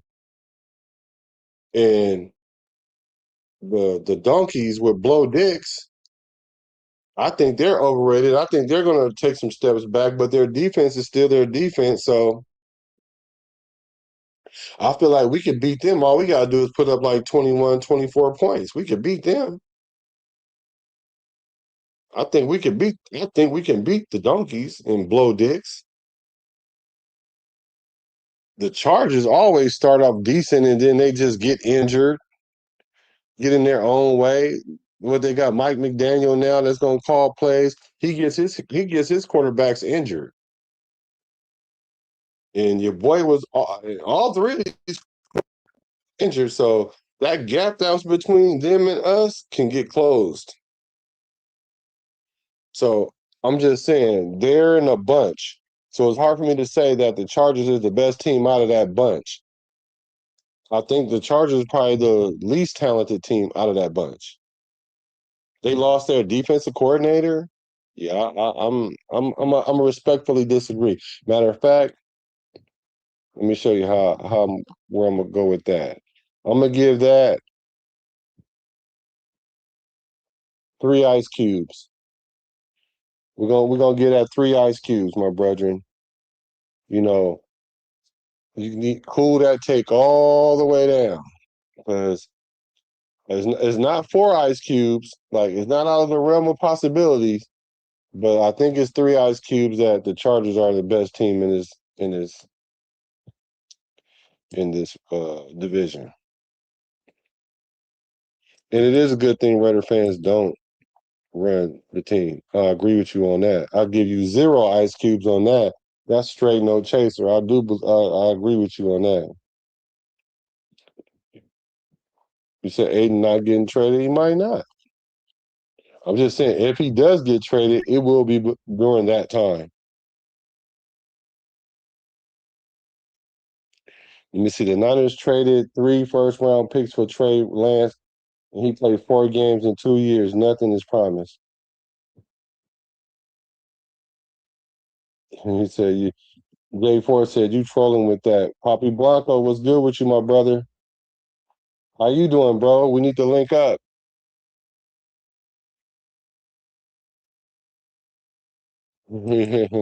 Jason, wouldn't that be a nice little dream to have?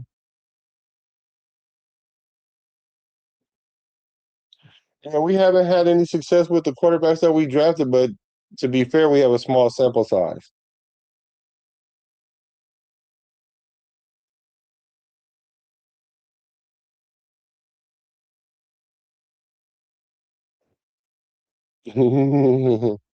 He said, Black, you know dang well that ain't nobody looking for him as a starter. He's getting no love or media attention. That is true. Because we would be hearing it buzzing. That is true. And the reason why I'm trying to be fair with AOC is because people said I'm hating on him. I'm trying to be fair. But I already told y'all, I already know who he is. And I can't put no stock in a quarterback that can't play 17 games or 85% of the games. He went from 10 games, going 5-5, to going 2-5 and getting injured. And then he got injured and went 0-0 because he couldn't play. But he did play the last game of the season, but he didn't even start that game. So he's going in the wrong direction. That's my synopsis of him. He started a third of his career on the bench. He started as a starter a third of his career, and he was injured a third of his career. That's his 3 years right there. So I've seen what I need to see out of AOC. I don't think he's a starter. Do I think he can start some games? Yeah. Just like that quarterback that was playing yesterday for Houston. He his record was terrible. He had like 5 wins and 19 losses and a tie. But then last year or whatever, when he came in as a backup, he was undefeated. See, what happened is once you get a bunch of game experience as a backup, then you can start for a little while and even win some games. Let's look at Jacoby Brissett. He finally worked his way from a backup to like a starter, and his numbers is great. He got great numbers. So he's worked his way into that. So could AOC possibly do the same thing? Possibly. I, I think he had a better chance of being that than like Stidham. I'm just saying. There's not enough tape on Mendoza, and I didn't really watch Ward last year. Okay, I got you. Long losing season ahead of for the Raiders. Yeah, and Jackson Dart ain't gonna finish. Jackson Dart ain't gonna make it to week 10. And I like Jackson Dart a little bit, but he ain't gonna. Well, what are the Giants gonna do, my guy? Y'all went and got Odell Beckham again? Like, what the heck is going on? What are y'all doing over there? Then y'all got what's y'all running back name? Dang, I can't think of his name. It just slipped my mind. What's that running back? Scatterboo. Scatterboo. That boy. So all y'all good players already got hurt and concussions and everything. Y'all the one gonna have a long season. The New York Giants is gonna have a long season. He said, "No one is that desperate." Frank Webb, 7-10 is probably what we're looking. I don't think Clint Kubiak is going with 10 losses for us, y'all. I just don't. That's why I raised my 7 games to 8 games to 8 and 9. But after the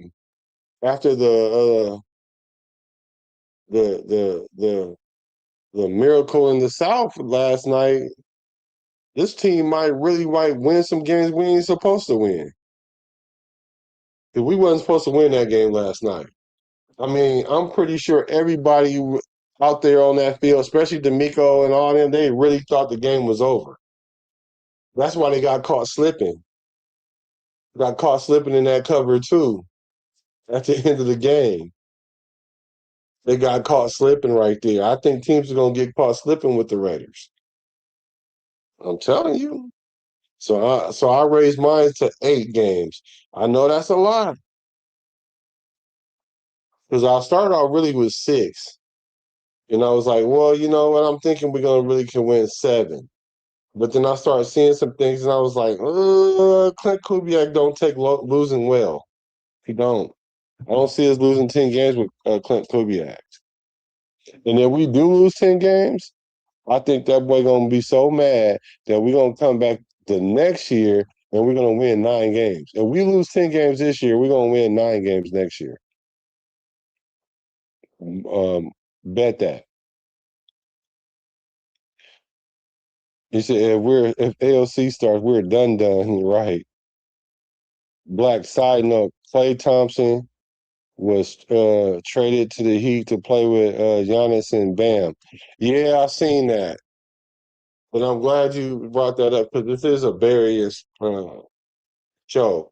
I just been talking about nothing but the Raiders. But so here's the thing about Klay.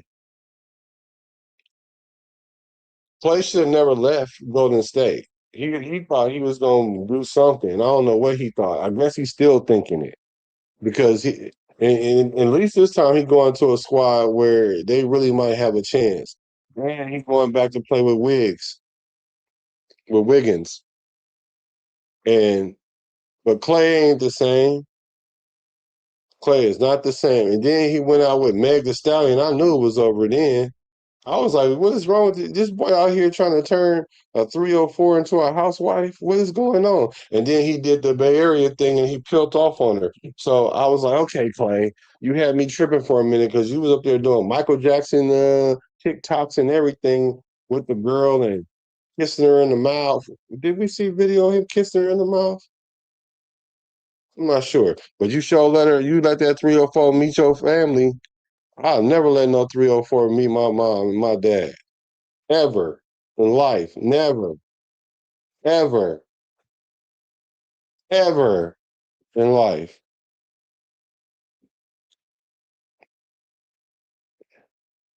I don't think Harbaugh is overrated, my brother. Stroud is not getting some crazy contract unless they're insane. I think he overrated. He the weak link of their team. I think Houston is overrated. Now, granted, they won 10 games. Their division is weak. I think Houston is overrated. I'm glad we beat them because everybody was jocking them. Oh, like, they just beat us up and slapped us around in the joint practice. It was a foregone conclusion we was going to lose that game yesterday. And I was like, Houston ain't that good. Their defense is good, but you still got to have an offense. And Stroud is, when you have to, when something ain't right, you got to do something like cut your hair. When you start seeing players with long hair cut their hair, they trying to get a new beginning. Similar like how women do when they want to leave you and get their body in shape. They cut their hair and all that, want to be rebellious and get a change, a new lease on life. That's what he trying to do. But that boy is overrated too, like Justin Herbert. Chargers scare me more than Denver or KC. Not me. Not many quarterbacks survive 17 games, especially on winning teams. They just the nature of the sport. Yeah, that's why I said 85% of the games. I agree with you. That's what I'm saying. You can't be missing more than 3 games when it takes 11 to get in the playoffs.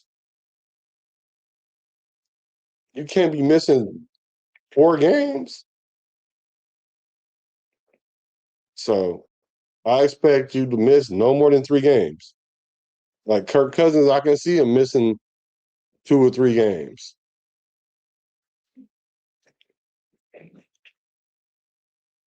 That's not splatter poo.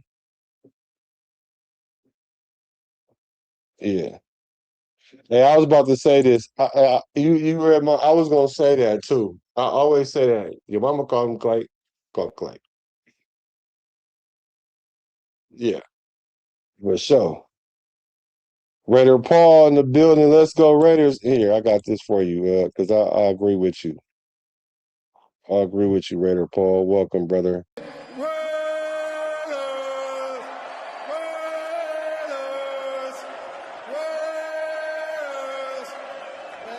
what I'm talking about.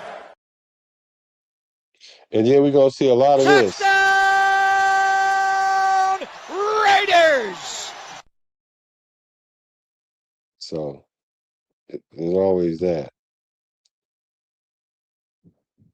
And if the Chargers do mess around and win more games than Kansas City or blow dicks in them, That shit was that's fucking weak. weak. So I'm not seeing it, my guy. I'm not seeing it. Raider Nation 510, just win, baby. So, hey, um, how are you guys feeling after this second game? Because the third game, we're not gonna see that many starters. Who do you guys think is going to get cut? Who are the players you think are going to get cut? And I'm not talking about the obvious players that we barely know their names. I'm talking about players that you think should have made the team. Like people keep trying to say Dante Thornton. You think Dante Thornton going to get cut? I don't. I think Dante Thornton will be just fine. I think he need to get his act together, though. I don't think the Tokyo no is going to go. He might end up staying. Somebody said yesterday that flights to Japan is cheaper from Texas than it is Las Vegas. That was hella funny. I like that. We don't know what the team's going to be. We ain't seen any of the starters play together. True. Blow Dix is overrated. Raider Paul says Mendoza not playing with the ones, has no O-line and no wide receivers to throw to. People keep dropping the ball. Yeah. Raider Nation 510 say you love Dante Thornton. DT. I like DT. Yeah, Raider Paul, we went over that. Um, and that's just and that's just more like a continuity thing. Like he just probably just didn't know to sit there in the zone. Like if you're not a receiver, you don't really know not to drift like that because it makes it hard on the quarterback to read you for one. Because ideally, the quarterback want to put the ball when you right there like that. He want to put it on you, so that way you can catch the ball and you can go either direction. Or if you get hit instantly, that you at least got the ball. You don't want to if you're drifting and you throw the ball this way because you're drifting that way and you have to reach for it, and then you catch it and turn around. And there's a guy there to slap you, Susie slapstick you, hit stick you. Then they'll be calling that a hospital ball. So I think that's just something they'll talk about. Mendoza essentially said something about it in his presser, but he's going to take the responsibility like any good quarterback would. But he explained what happened right there. D Menace, my brother, what's good with D Menace? That's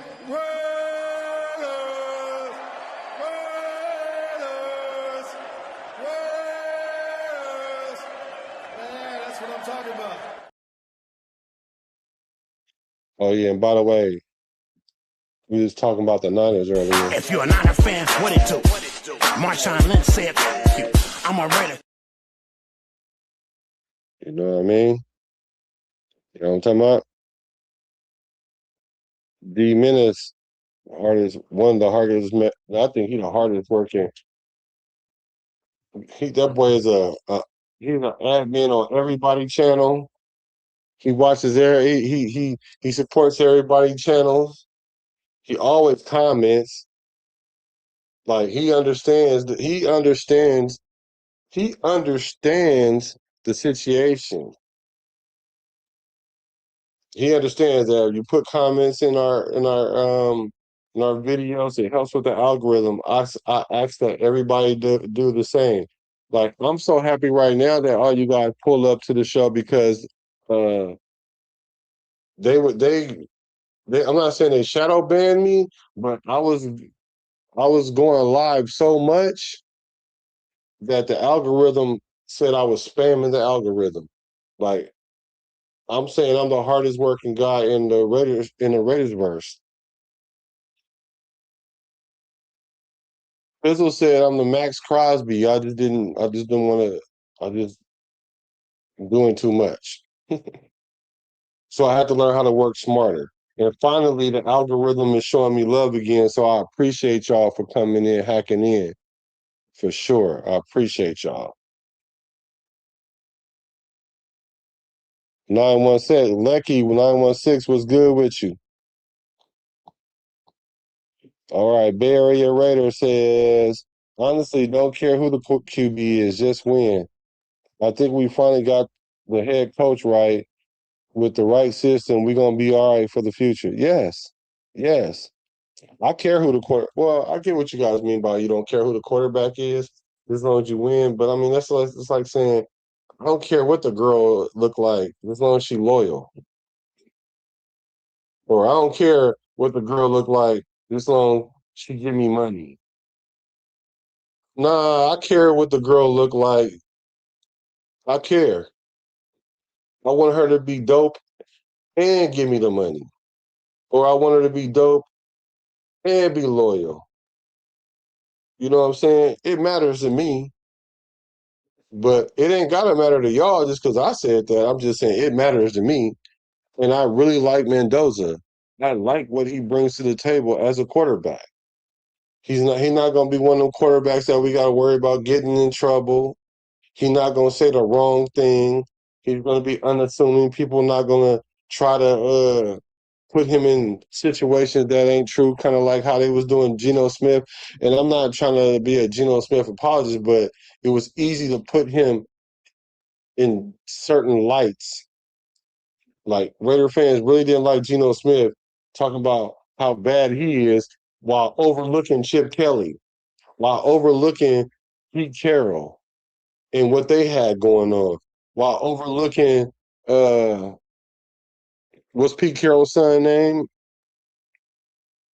We all know that those things weren't good, but yet we'll blame Geno Smith. Like the Jets went and got Geno Smith so they can get a first round draft pick. And like I said, no, Geno Smith he threw for 4,000 yards before he came to the Raiders. And we do what the Raiders do is we make quarterbacks look bad when they come over here. And that's usually because from the top down, we don't know what we're doing. We usually don't have the right coaching hire. We got the wrong offensive coordinator. The GM don't know how to draft. All that stuff is working in succession now. So now we got a quarterback that's competent. We even went and got a bridge quarterback that's dope. Like he's legit he's probably the best quarterback we had since Rich Gannon. And I'm saying that even I like Derek Carr. I'm not a car sexual or whatever y'all call him, but no, I don't know. Maybe I am. Because I really like Carr a lot. I do. And I don't like how people talked about him like he didn't keep this franchise afloat. Like everybody told me I was trying to move on from him. He ain't the reason why we was losing. He was the reason why we stayed relevant. I couldn't understand that. Like why we and then as Raider fans, we should have been pissed how McDaniels came in here and did him. And even if we were gonna move on from him, can we at least get a backup? Can we at least get a quarterback? So now we ended up getting Garoppolo, Minshew, Geno Smith, Aidan O'Connell, Pickett, Riddler. Like, what the hell is going on? And y'all telling me all them quarterbacks is better than Derek Carr? Well, Derek Carr was never been the same since he got injured. Derek Carr came back and threw for 4,000 yards after that. Like, what are y'all talking about? Look, so when I say that Kirk Cousins is better than him, it's because Kirk Cousins been to a playoff game. I think he's like 1-3 in the playoffs. And then the games that they lost in the playoffs, Kirk Cousins played good. It wasn't because it was him. He played good. So Kirk Cousins thrown for 4,000 yards 7 times. The Raiders is only thrown for 4,000 yards out of all our quarterbacks 6 times.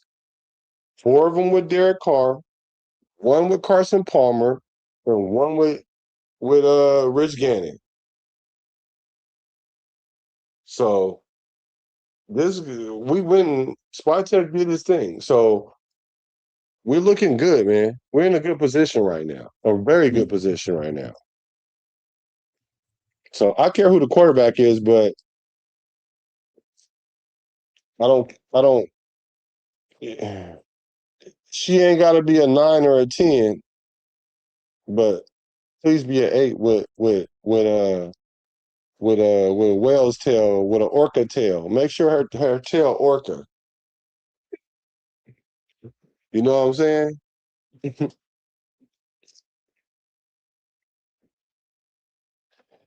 If DT if DT can be even half of DK Metcalf, that's all Kubiak need. Man, Kubiak didn't even need DK Metcalf with his Well, I guess DT is the same kind of like one or two routes running self.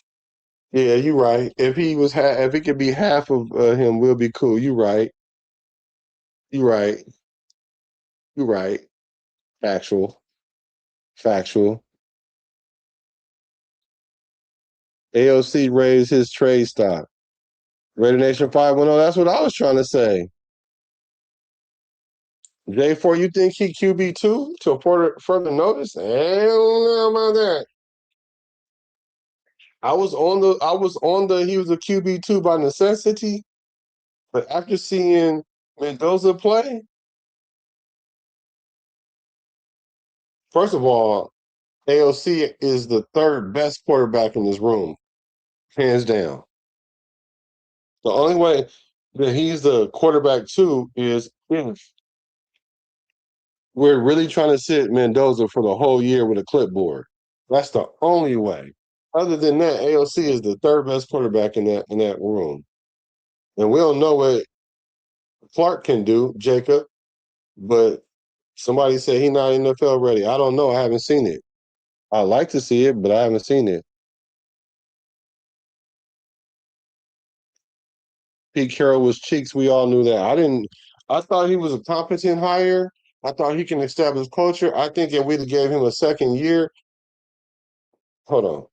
I think if he could have did his 2 years without Chip Kelly, the moment we got Chip Kelly, I knew it was over. Y'all might not know Chip Kelly history, but Chip Kelly don't like quarterbacks like that. Now, if Chip Kelly was the coach this year, and he would have had Mendoza or somebody other than Geno Smith, if he'd have had a quarterback, oh yeah, y'all would have seen all them plays. Y'all don't remember during the offseason when they were saying that he was sabotaging us? That's why Geno Smith flipped off the fans, because the fans didn't understand the play calling was sabotaged. Chip, what kind of offense we gonna have? We're gonna have a run first offense. Okay, cool. Our offense is gonna be predicated on the run. So what do? First down, play action. What do we do on first down? Play action. So we become hella predictable. Play action on first down, run it on second down, throw it on third down, punt it on fourth down. That's what we do. Halftime come. So Pete, what do you guys need to do to get back into this game? Well, you know what we need to do? We need to run the ball. We need to run the ball. You need to get the offense going. Okay, thank you, Pete. First play of second half. What do we do? Play action. Then this boy was out there calling plays that they wasn't walking through. Geno Smith, like, what the heck is going on? But now what I will say about Pete Carroll is that boy was literally having issues with Patrick Graham. Patrick Graham, the D coordinator, he only called 6 quarters all year. But so you're funking with the D coordinator, you funking with the offensive coordinator. Like, Pete, I get you was the head coach, but this wasn't your shit. And it just was all, we need to get rid of everybody, as we did, which I'm proud of the Raiders for doing, because normally we'll try to figure a way to make it work, like we did with McDaniels week. So 805 was good with you, brother. So I absolutely think Pete Carroll dropped the ball with that. And then Chip Kelly didn't help it, because he definitely was trying. Chip Kelly thought he was the smartest guy in the room all the time. He always thought that. He thought that if Pete Carroll got fired, that he was going to be the incumbent head coach. But the Raiders pulled the trigger on him before it could happen. Shout out to the Raiders.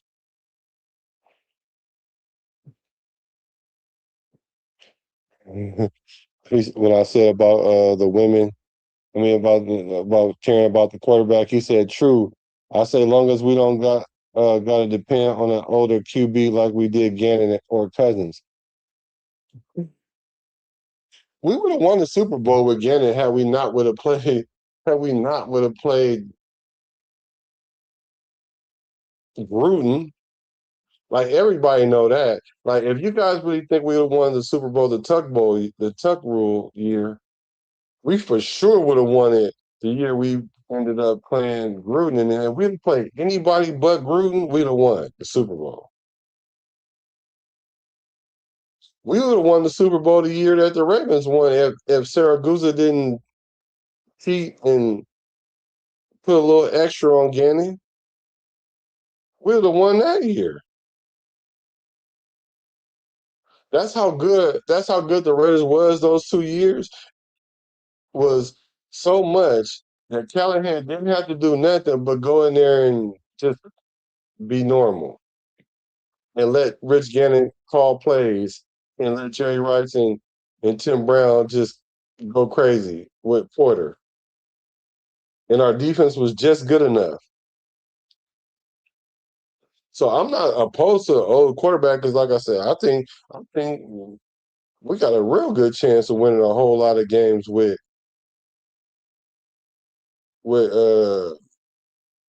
cousin Kirk. I think if we put Mendoza out there, we'll win like 4 games. We'll win 4 games, no more than 5. I told you guys a stat: 25, 82, and 2. When the first round pick is a quarterback in the last, how many years did I do? 10 years? Was it 10 years? In the last 10 years, 25, 82, and 2. The average wins was 3.7. So let's say between 3 and 4 games. Let's give it 4 games. Even if Mendoza come in and play better than the average, we're going to win 5 games with him. Kirk Cousins, we better win 5 games. We better win 6 games. With Kirk Cousins, we better. Like, we better. Like, the only way we don't win with Kirk Cousins is if the O-line ain't that. And the O-line is going to be that. We literally got, well, JPJ, barring injury, knock on wood if you with me, we literally got 3 good linemen already. You see what Kubiak was doing with that line from Seattle? They only have like 1 good lineman. Like individually, they was garbage pail kids. But what ends up happening is, as a team, as a unit, he made them be that. That's what's going to happen this year, y'all. Don't think it's going to change because he had the Raiders. That normally happens, but that's only because we have a good coach or a good play call, but then the head office ain't in alignment with this, or the owner or the minority owner is tripping with this person or don't like that. It's always something. That's not how we running it right now. That's why things feel different. That's why things look different. We'd have lost that game yesterday under normal circumstances because we're starting to learn how to win from the top down, not the player up. Everybody's on one accord. So things like that are going to happen. Yeah. So I'm not totally against OG. Oh, yeah. McDaniel's big time hated in the Bay for a show. Not Cheeks Kelly. That's what I'm going to start calling.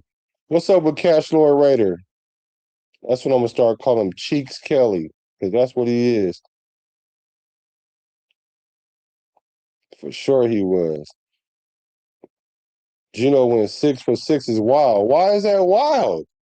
I'm trying to tell y'all, Geno Smith is not a bad quarterback. He had 4,000 yards before he came to the Raiders. He literally was peaking as a quarterback. I think he let me see, 2004 he had 4,000 yards.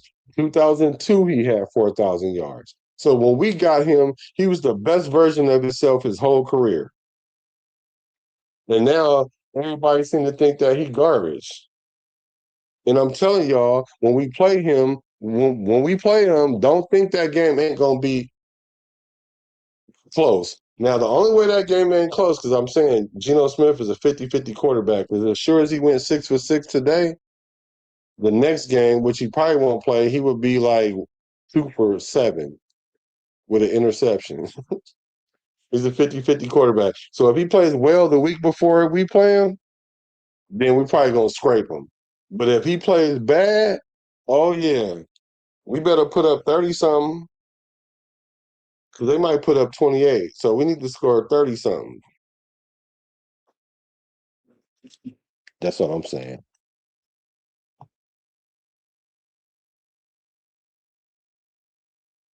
Oh, yeah. Hey, this is the comment of the night for sure.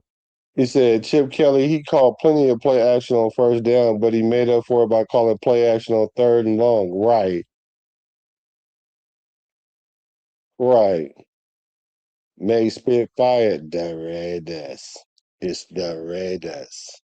Yeah, they admit the Raiders. Right. Gannon was the MVP. Right.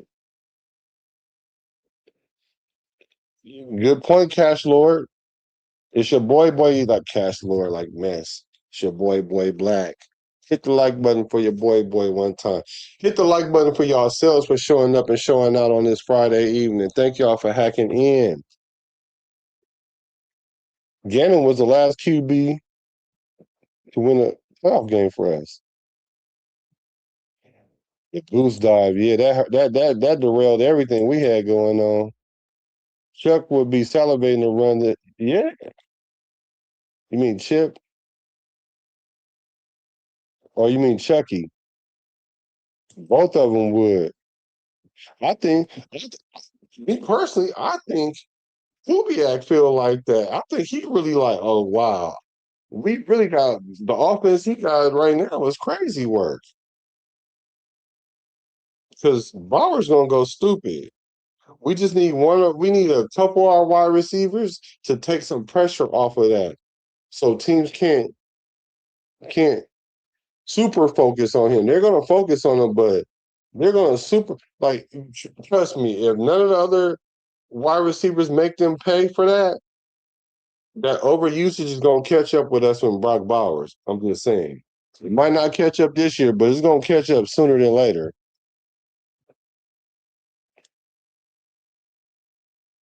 He says it's like we got two Rich Gannons. May Spitfire. What do you guys think? If if Cousins play well, do we keep him next year? So what is play well to you? I'm gonna answer the question, but what is play well to you? Smoke them if you got them, sip it if you got it. Well, let me take a sip of my.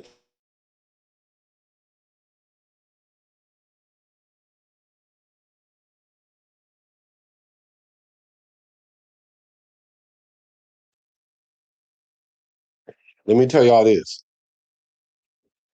You heard it here first, because a lot of people ain't ain't they're not on this page. If Kirk Cousins win 8 games this year, we better not go and let him walk out of Las Vegas.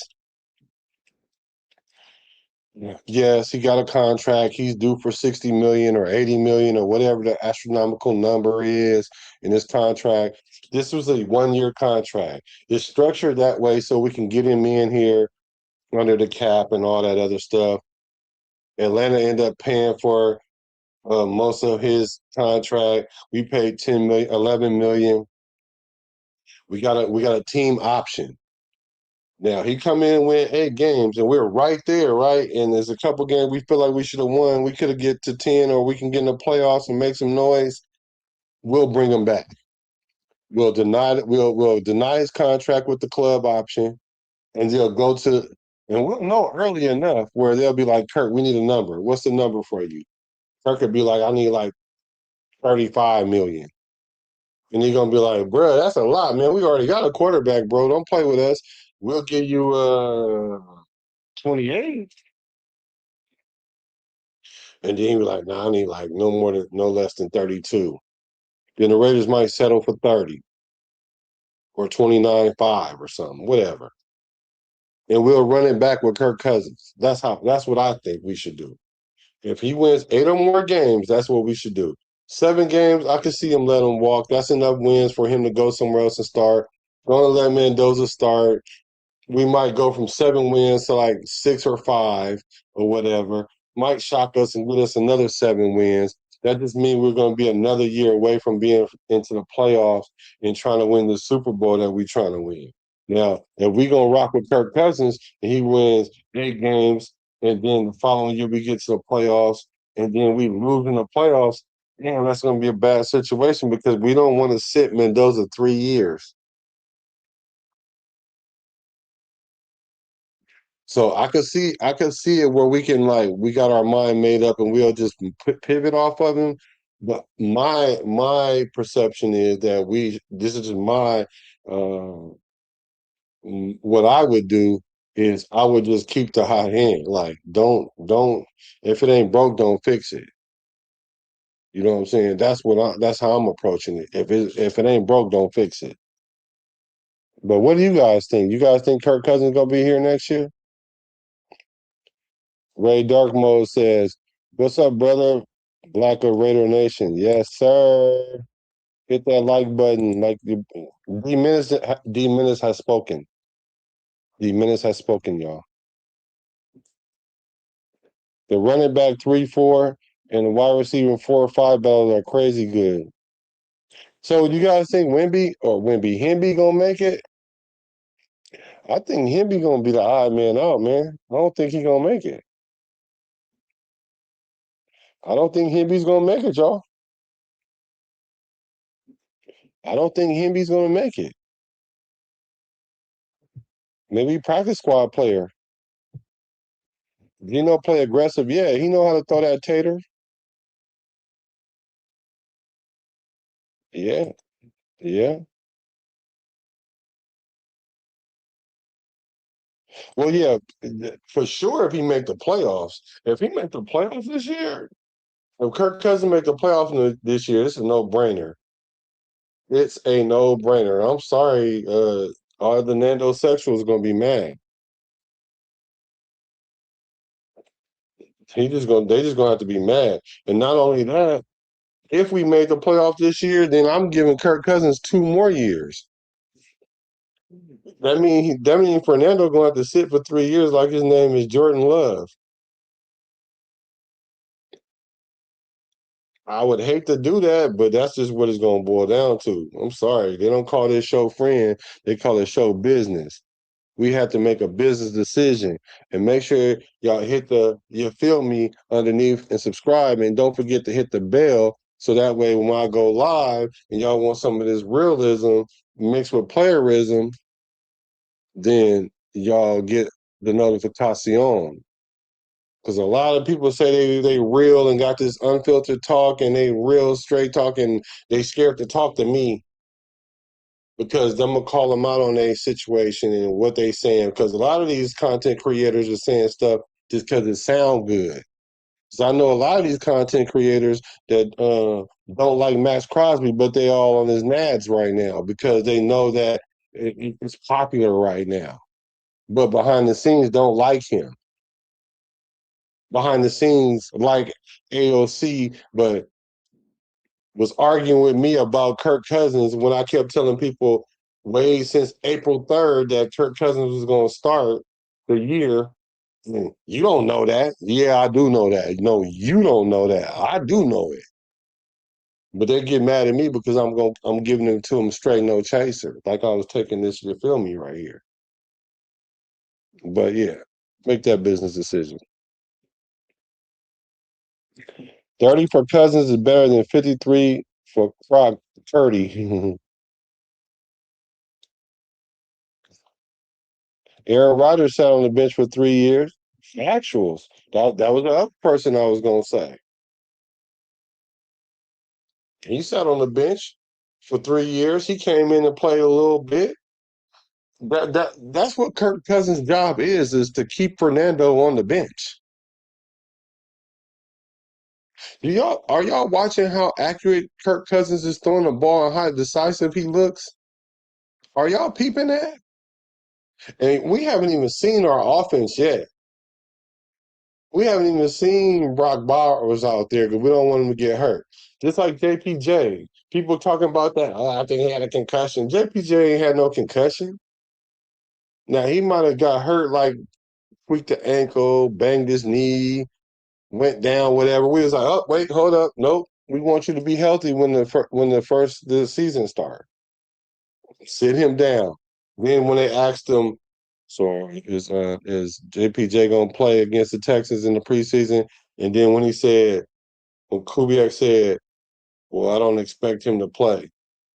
Everybody took that to mean something other than what it really was. None of the starters played. It's like people didn't know who's going to start, who's going to start. What do you mean? The same people been on the line since the beginning of camp, even in the OTAs a little bit. This is what it is, whether we like it or not. While we were speculating, it was Colton Miller, Spencer Burford, Tyler Linderbaum, JPJ, DJ Glaze. I know Caleb Rogers is playing cool. I get that.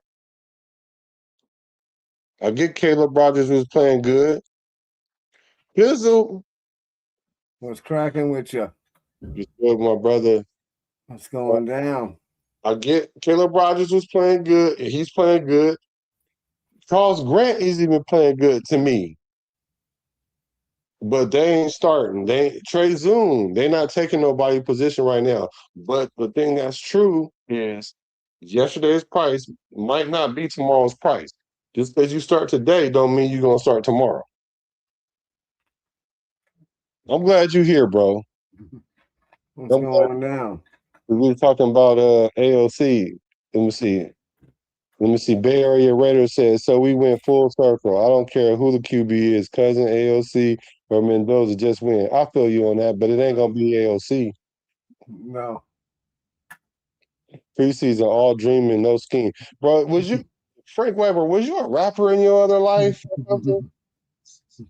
He always got bars. Like, oh, are you a rapper? Maybe just a poet. He's a poet. He could be just a poet. Right. Okay. AOC, bro. Quick, just in general. I know you didn't see a whole lot about what was going on in the second half or whatever, but you got a general idea about AOC, and he was able to come back and he threw a dime to the receiver on the 1 yard line, got the touchdown and won the game, whatever, whatnot. And now they're saying AOC is QB2. And if you give him more chances to be with the ones, then we'll see more of that. What you think about AOC, bro? And I know you tired of saying the same thing because I know what you're about to say. I promise you, I know what you're about to say. I've done enough lives with you, and I've had enough conversations with you off the screen, and we got enough man hours of being just partners that I know what you're gonna say. But we got a lot of new people in the chat that might not know. So give the people what they want. All right, so here's my thing. It's like, all right, we can all agree that he's a good backup, right? Mm-hmm. But when you come out and you say, oh, well, I want to be a starter in this league and all this other stuff, that's okay. That's kind of cool, but it's kind of putting yourself out there on an island. And he made a couple of throws last night, but he should have played better. He's playing against guys that are like barely in the league, 2s and 3s. Like he should have been a man amongst men amongst boys over there, to be honest. But from what I've seen, he wasn't very accurate at all. I mean, you get lucky with with 1 or 2 passes, and we're able to win the game. That's cool. But what really stands out to me is really the running game. That's a good point because those backups, they was running. Even Lobby was getting money. Mm-hmm. Yeah, that's a good point. I mean, I'm not taking anything away from AOC. He made the play that he needed to make, right? But we need to be honest with ourselves. Those weren't starters out there. That wasn't a game or anything on the line. You know what I mean? It wasn't like, a playoff game or nothing. It was just Yeah, it was a preseason game. It's a preseason game. It win or lose, it's preseason. It doesn't really mean anything. We're just seeing what we can do and what we can't do. What talent we got and what we don't got. Right? We're trying to see what the 53 man roster is going to look like. And we got to go from there.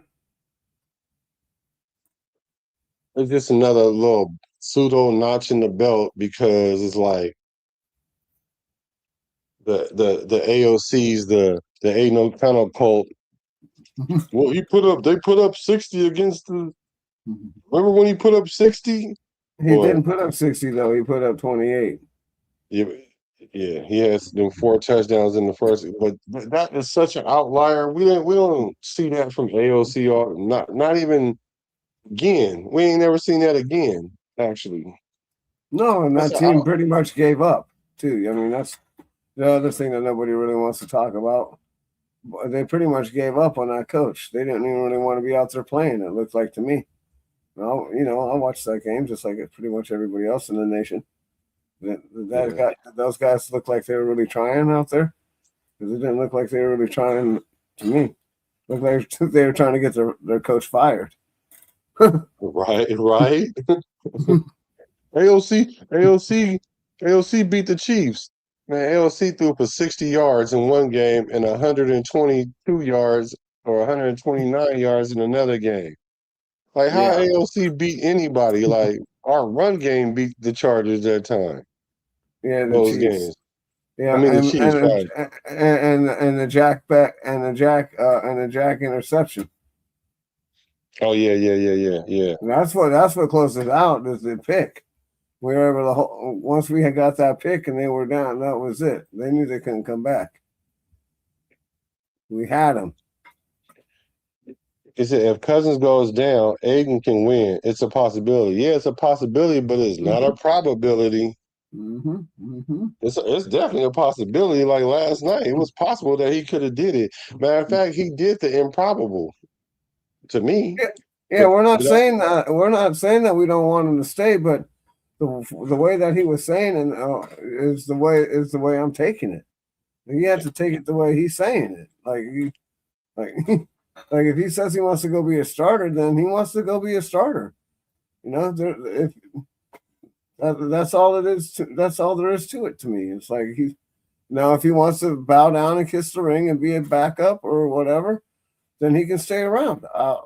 That's cool. But I know people say, well, I want a guy who wants to be a starter. But yeah, they all should want to be starters, but then there's got to be reality. David Carr was a starter until he wasn't. I'm with you. I'm taking him at his word. The Right, boy said he didn't want to be a starter in this league, and I'm like, well, why'd you say that now? Like, with this regime, with this situation, you ain't gonna start here. Okay, you want to be a starter. What qualifies you to be a starter? Can you stay on the field long enough to be a starter? Nope. Well, I don't care what you did. I don't care what your stats say. You can't win. You can't start. You've been getting injured the last couple of years. Yeah, everybody got mad because Max couldn't play the full games both years, although he got shut down. Then they talking about Colton Miller. Then they talking about JPJ. Well, wait a minute. How many games y'all think AOC missed in the last 2 years? Like, what are we talking about? So he came in, hurt his finger. He was out for a week or something. And then I think he got hurt again. So yeah, I mean, he's got to stay on the field. Problems. He's not an Iron Man. You know what I mean? It's not easy going 17 games in the NFL. It's not. I know some people. It's not college. Bay Area Redditors say, man, we got to support whoever the QB is. Trust the coaching staff. I do. That's what we need to do with Kirk Cousins is support Kirk Cousins because I trust that Kubiak saw the roster, saw that AOC was on it, and went and grabbed 2 quarterbacks. Well, actually, they went and got One Jacob quarterback. Clark too. Yep. They went and got Jacob Clark too. No, he went and drafted a quarterback, and he Yep. went and got one out of free agency, and he went and got a UDA. That way, it kept the pressure off of him from having to start him. So I trust that AOC is who I think he is, and what the rest of the coaches see, because the rest of the coaches see Aidan O'Connell and was like, I don't know. Only coach that really wanted to start him was AP. And then when he started, what did he do? Went out there and got hurt first game.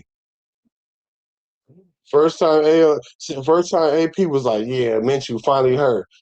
AOC starting. What's up? That boy went out there and got hurt. So what we had to do, go get some more quarterbacks. So I'm with you on that. We need to support our quarterbacks, but AOC ain't gonna be him. Yeah. AOC did what he was supposed to do, and now the snapper heads are making a big deal about it. Yeah. He said, "Yeah, make It's sure like you guys." when your wife when you ask your wife to make you a sandwich, and then she goes and makes you a sandwich. Like that's what she's supposed to do. She can get mad. She get an attitude. Yeah, so she gets all huffy. Nah, that's what you're supposed to do, girl. I'll make that sandwich. So, like you said, kiss the ring, girl. Girl, kiss the ring. Kiss the ring. Bow down. Literally. Hey, so you guys, can you guys go subscribe to Pizzle? We're trying to get him to 100. He like 11, 12 away from 100. Let's get him to 100 subscribers, y'all. Chugging right along. Please do. Let's get him some subs tonight, y'all, for sure. Weber says, I like AOC, but there's nothing extraordinary about how he played last night. I agree with that, Frank. 100. Like if he came out and went, 18 for 24 or something with 2 TDs or 3 TDs, I'd be like, yeah, he lit it up. He had a good night. But he came out there and played below mid. And everybody's like celebrating. Bay Area Raider, thank you, man. Thank you for pulling up. I hope you hit the subscribe button. I would love to chat with you again. You had great feedback and everything. I love to hear what's in the minds of Raider Nation, especially when you can articulate it without the emotion being first.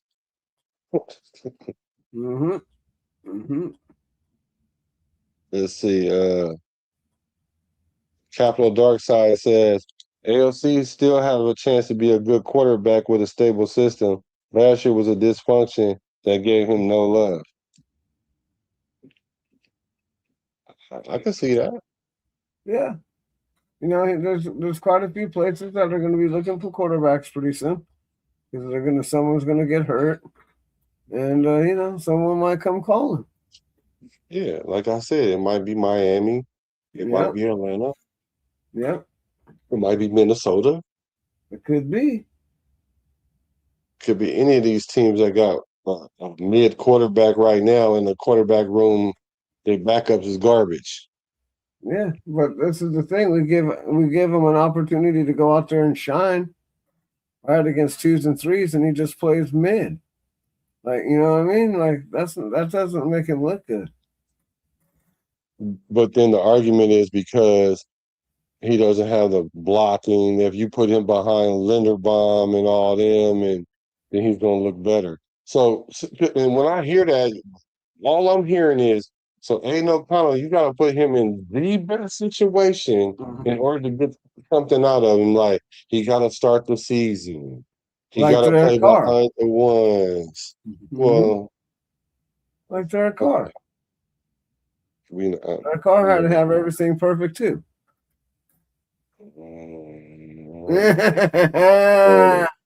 Woo! Dave Forrest said, Black, you said you think they'll put Jacob Clark on the practice squad. I want you to answer this too, Pizzle. I think they will put him on the practice squad. That's why we're not seeing him. They're keeping my boy on the wraps. They keep him under wraps. I think Yeah. they don't want him. I think they don't want to. I think they don't want to expose him because then somebody will pick him up. Drawing the attention to my boy.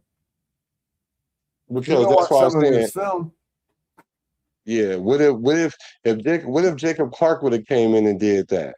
Right. Hand the ball off. We get 2 touchdowns, get one last drive. He throw that post, a little cover 2 beater, and then we do that, and he go down there, and we get the game winner. Then AOC would have 0 trade value for real. Yeah. He would have had 0 trade value for real. Like, it was argued tonight that he don't have any now, but if you don't think he got none now, he really wouldn't have had none then. Yeah, he'd be in the minus. If Jacob Clark went in there and showed him up, it would be all bad.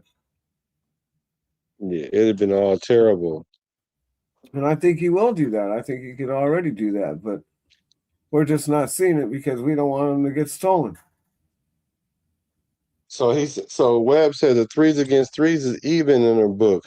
Yeah, it's 3s against 3s, but not Mendoza. AOC is not supposed to be a 3 though. He's supposed to be at least a A 2. That's a fringe starter. Yep. He started 17 games, right? Right. He's supposed to be a fringe starter. So that mean the 3s on 3s. That mean as good as weak as the O line is how bad the D line is. So they should cancel each other out.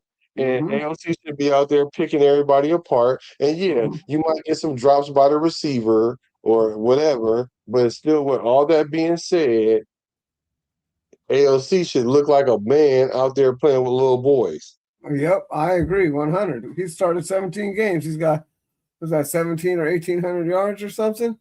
All these stats, right? But he's out there playing 2s and 3s and looks like that. It should have looked a lot different. It should have looked like Brett Favre out there. He should look like why he ain't starting. Yeah. Well, I guess that's what people. I guess that's what people thinking. Like he should have been. He should be starting because he came back and won that game. Yeah, no. But really, he didn't come back and win that game. That really was a team effort because the defense stepped up tremendously. They didn't give up no points in the second half. Then our run game went crazy. Our 2s and our 3s ain't that bad actually. No, we got some good talent now. I'm actually surprised. Like we've actually drafted some good talent. We're actually trending up, talent wise. But you know, we'll have to see over the next couple of more years, right? It takes 2-3 years of the draft to really get everything molded together. Hopefully, and get. You know, you're always going to try and add pieces and upgrade, but you got to build this thing through the draft. It's going to take 3 years at least. 3 years? 3 to 5. Ooh, 3 to 5. That's too long. We need to win the Super Bowl within like 3 to 4. Yeah, I know what you're thinking. And 4 is a long time for me. Yeah, I hear you. You said, I hear you. But the reality of it, but what you're saying is the reality is it really takes probably that 4th season for it to be really, because we need to make the playoffs in like 2, really. Right. We should be, this year we should be all right. Next year we should be trending up, right? And then the 3rd year we should be making the playoffs. 4th year we should be contending or going into the playoffs and going deep into the playoffs, if not going into the bowl or whatever. I got a 4 or 5 year plan. And it's going to take that long for the offensive line and for them to build out this roster. Like this roster ain't what they want right now. They got to build out the roster, and you're going to do it through the draft. You only get so many draft picks, and then you can go have to turn our defense around all the way, right? And then you can go to free agency sometimes, but every time we seem to do that, we end up taking the worst into that. Right, I have to eat my my crow right now on the Tampa Bay guy coming over here, so I'll go ahead and do that right now. Well, we got to see how that play out in the game though, in a real game. But he already looked better than the other D tackles, but we haven't seen Tonka really play a lot. I haven't. I don't remember him playing a lot. Let me see. As far as let me say, we should have. Yeah, he said AOC should have looked like that Cardinals backup looked against us. Yeah. Well, I'm gonna say nah, really, because I'm telling y'all he not better than Gardner Minshew. I was trying to tell y'all that too. He ain't better than Gardner Minshew. Gardner Minshew actually played 17 games in one season. Yeah. He's actually Before the year before he came to the Raiders. Yep. But he should have looked like that though, for real. Like playing with the threes, he should have looked like on that level though. I agree. Yeah, 100%. Like, I'm not taking anything away from him, but he should be looking way better than what he did. Capital Dark Side say, as far as Mendoza goes, to learn against a well-coached defense like the Texans is beneficial. Better to make these mistakes now in preseason than later in the real season. 100. Yep. Yeah. 100%, man. That's the whole reason why we're playing these games and God, I'm doing this stuff right now. You know, doing these little mixed competitions with these mixed scrimmages, right? These mixed team scrimmages and stuff. I like that. We used to do the Cowboys and the Rams a lot. Mm-hmm. And then the Niners too. We'd scrimmage against the Niners once in a while too. But when things kind of got too chippy between the two teams, and they kind of stopped letting us play in the preseason and all that other stuff out here because we was doing too much. That boy said AOC is the type of guy you hire to paint your house, but not a portrait of your wife. I bet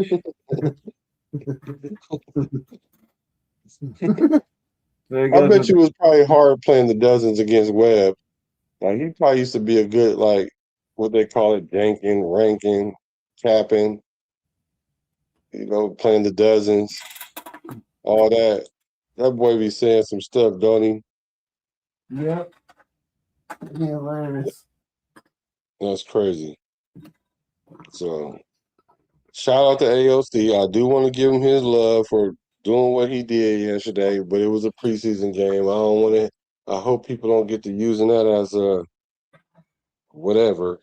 We're the only franchise celebrating a preseason win, bro. Come on. Ooh-wee. I mean, that's just doing too much, bro. We're doing too much. We're doing too much with the preseason celebrations and stuff. Shooting off fireworks, lighting cigars and stuff in the locker room. I don't know about that last part, but just. Oh, we was lightweight doing that. Not this year, but the other year. Yeah, but we just gotta stay focused, figure out what we need, and we'll be good to go for next year's draft. Yeah. Because that's what's important. This year we already got what we got this year. The players that are going to be rookies this year are going to be sophomores next year, and they're going to probably start coming together the sophomore and junior year, right? That's usually year two, 3, right? That's what that's talking about. That's all going to coincide with, the 5-year plan, 4 to 5 year plan, because they're going to all be on the 4-year contract, maybe 5th-year option.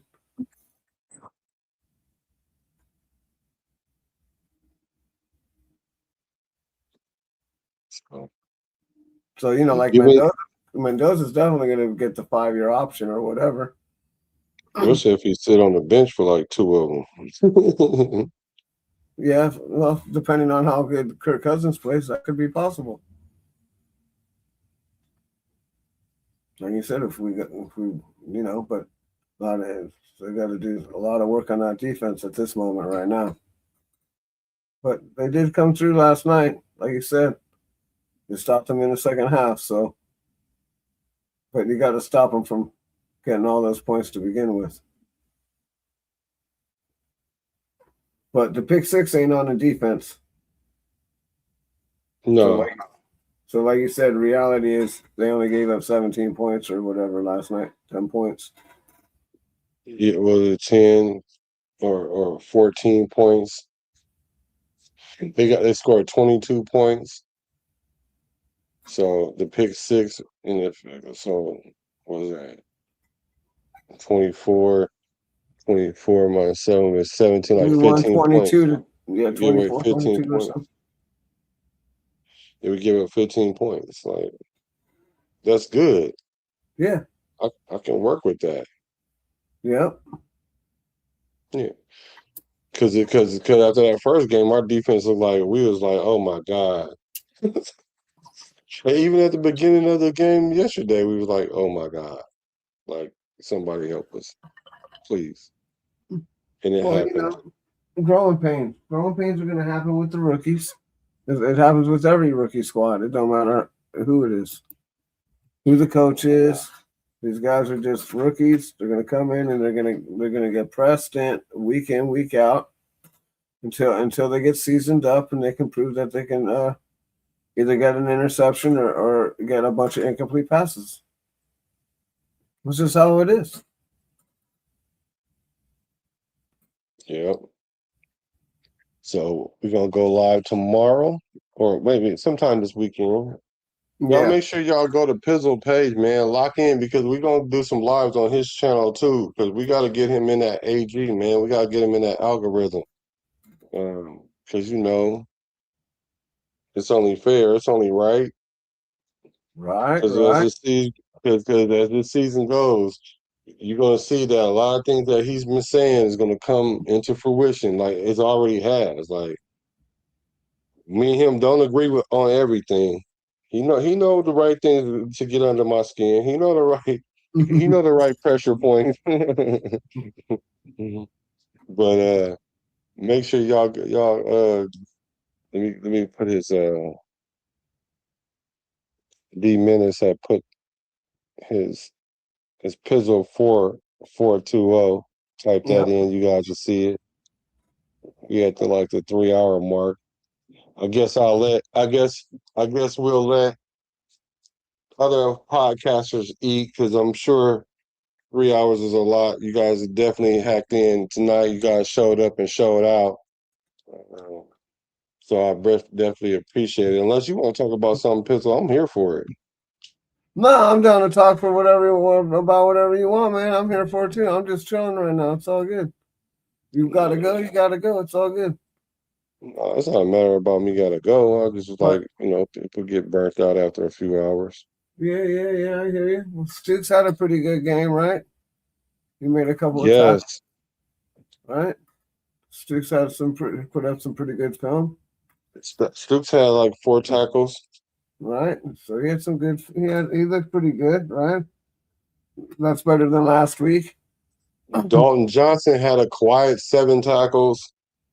Right, and then our boy McCoy, right? He had a couple of incomplete passes, right? He didn't get used too much.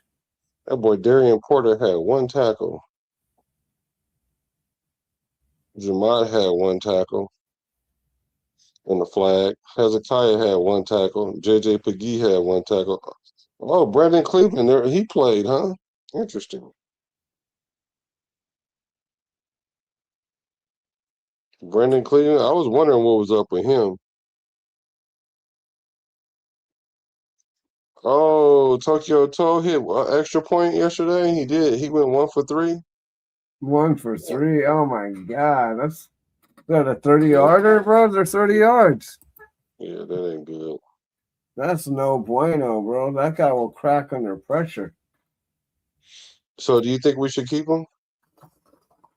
Hell to the no, no. But what if we would we keep him at international and just keep him all year long and then just kind of groom him up to play? No, we can't groom that guy. You're missing extra points right out of college. There's a problem. Fatukasi is that guy that we got from Houston that played. He had 3 tackles yesterday. Yeah, he came in and did his thing. Yeah, he did. He did. He came in. That D tackle, he set the middle. I was like, yeah, all right, guy. I see you. Good job. So our defense against the run, Marks had 4 carries for 37 yards. That's 9.2. He had a touchdown, that 20-yard touchdown. Yeah, that hurt. That made it look worse. But for the rest of the guys, it was Wright went 8 for 21 for 2.6. Whittington had 9 carries for 11 yards, 1.2. That's good. Yeah, they were doing all right. Oh, that's putting the clamps down. Yeah, they was Against the doing running good. game. Did you say we gotta stop the run? Yeah, we definitely do got to stop the run. And we got the run working. Yeah, so I'm happy about that. What's this say? Niner. So we play the Niners next week. What's up with that? Let's go. Fuck the Niners. Yeah. We're playing twice this year. Preseason and regular season. Like back in the If you're day. not a fan, what it do? Marshawn Lynch said, you. I'm a Raider. Yeah, forget the Niners, right? I'm a Raider, though. You're a Raider, though. Yeah. So, let me see. Pizzle we need to get some subs for you, Pizzle. That's all good, man. It's all good. They'll come. It'll happen. It'll happen, man. Trust me. Yeah, for sure it will. So we'll do a show sometime this weekend. Mm-hmm. We'll break down some more film. I did the film breakdown, but we'll definitely break down more because I want to put the circles and all that other stuff. I forgot to do that. I don't know why that escaped my mind, but we'll get better with it. We'll get better with it. Experimenting. Experimenting. Mm-hmm. Let's see here.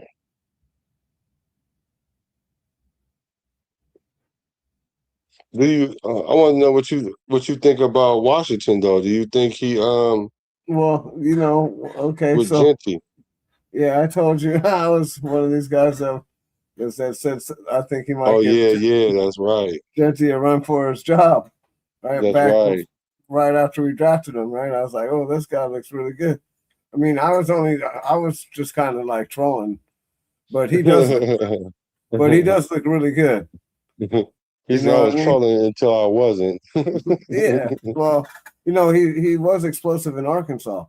So, he's got size and he's got speed. I wasn't trolling that hard, but I mean, obviously they're going to put Genty ahead of Washington no matter what because he's the number 6 pick overall, bro. I mean, that's just how it goes. Yeah, that's what I say. Like, just on GP. Yeah. That's who you're gonna go with. Absolutely. And there's nothing wrong with Genty. He's sick too. I think Genty's gonna break a lot of tackles that Washington don't. Yeah, I think that I'm telling you, I think they're gonna push each other. That's what I'm hoping for. I agree with that. The one pushes the other and makes one want to come out and do and show up. I see what you did, and I'll watch what I do. Especially if he keep breaking tackles. I mean, like breaking long runs. Right, like he's got a 50 and then like a 30 or something. So he's doing pretty good. Because if he mess around and break a 30-yard run, Genty gonna be like, man, they're gonna keep giving him the rock if he keep breaking off these long runs. Yeah, they might. I mean, like I said, it's going to come down to GP. He's still the number 6 pick overall. So, Yeah. you know, you're gonna that's gonna be a hard sell for the coaching staff to do that. You know, but he does look really good. He looks explosive. Now, this is just against right. He looks like a man amongst boys when he plays. Yes, he And does. that's what I want AOC to look like, right? Yeah. He don't look like Yeah, that. you're right. He said he looked like a man among the boys. Yeah. Right. He does. I'm not clowning, but he's out there doing his thing. No, I totally agree with you on that because he out there looking like I can start. Yeah. But then but the thing I'm like is this though, once his deficiency started popping his head up, then it's gonna be an issue. Just like how Malik Benson, everybody was super high on Malik Benson, but then we saw them couple drops, you Right. know, so that kind of brings us back to reality a little bit. Yeah, that's not good. Dropping the ball is not good. Like that's your And number one was job. on third down, and they both were on third down too. Ooh. Yeah, that's really tough. That's the most important catch you need to make right there. You need to do everything. Anything else can go wrong but catch the ball. You got to catch the ball on third down. Yeah. I mean, you know, but and if I think he had a chance to beat out Besh to whatever degree, well, he just lost that because Besh out there catching third downs. Well, I don't think he was going to beat out Besh, but he definitely could have beat out what's his name? Dante Thornton? Yeah, Thornton. Yeah, but see, people are trying to say that Besh is. Remember, Steve Smith said that Besh is not as good at. He's not. He's not him. Yeah, Essentially, well, and then he was saying he was like Tucker, not even him. but I think he got proved wrong in the last game, and that was just preseason. So we'll see. Right there. We're gonna see throughout the year, and like I said, Besh made some big plays for us last year on third down, and he's going to do it again this year. He's just not a deep threat guy. He's not going to go deep down the middle or none of that. His work is between 3 and 10 yards. He's not a fast guy, but he's reliable. He can catch the ball. He can box out and make that important third down catch to move the sticks. Third and back. I'm with that. Hold on, let's see something here. That's Here what we I'm go. talking about. Here we go. Let's see what. Let's. Oh wait, I put it in the. They didn't even target back to this game. They didn't even throw him the ball, which is good to me. We don't need to highlight him no more. We already know what he do now. Yep. Because a lot of people had questions about it, which I didn't. Because I'm like, he pretty consistent with what he does. Yeah. Catches the ball on third down. That's what he does. Feel like his starting position, because he's been playing a lot with the ones, he's seen some action with the twos, but with that being said, the fact that he's not available, is his starting position on the line? Like, do you think there's a possibility where he could maybe lose that to someone like Caleb Rogers? Either of you can take Yes. Oh, they talking about JPJ. Hold on. Short and sweet. Yes. Ditto. What do you say? Can't make the club in the tub. Nope. Can't make the club in the tub, yo. Talking about JPJ. Hang out with the rubber duck in the tub, yo. You're hanging out with the rubber duck, you ain't out on the field. I don't think JPJ losing his position, man. Yeah. Availability is your best ability. That's true. What the heck is going on? Oh my gosh, why I keep doing that? I don't know what you're doing, but keep doing it. So I don't know what you're doing. No, I'm trying to find this video of He was talking about our boy. You're talking about Steve Smith video. Yeah, so I'm looking for Steve Smith. Yeah. This is Besh going in motion. Yeah. Watch what he does. Boom. This is that long run. See how he cleared that lane? It's a lot of people that make this run successful. Watch Besh go in motion. Watch how he go get this defender and watch what he does with him. Come here, boy. See that? See that? That's Besh. Now, granted, it was other people in there making blocks too, fullback, lineman. But Besh, when you're a receiver, that's how you take a run from the second level that can be a home run.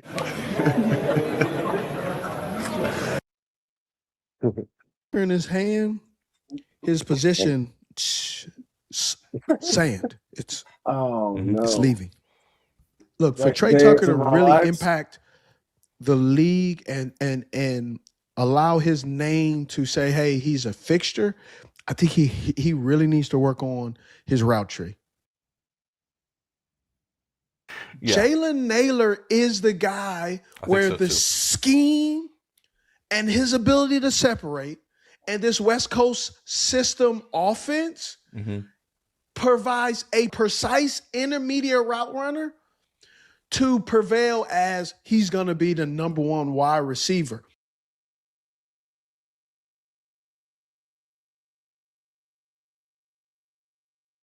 Naylor going to be the number one wide receiver. Yeah, Naylor didn't look good this last game. No, Naylor had a catch. He had a couple catches. I think he had one catch for sure. Yeah, but he see, that's Tucker. Yeah, that was Tucker. Look at Tucker now. Now watch Tucker right here. Watch how everybody go chase Tucker. Look, Tucker catch that little out. Now watch how everybody chase Tucker when he in motion.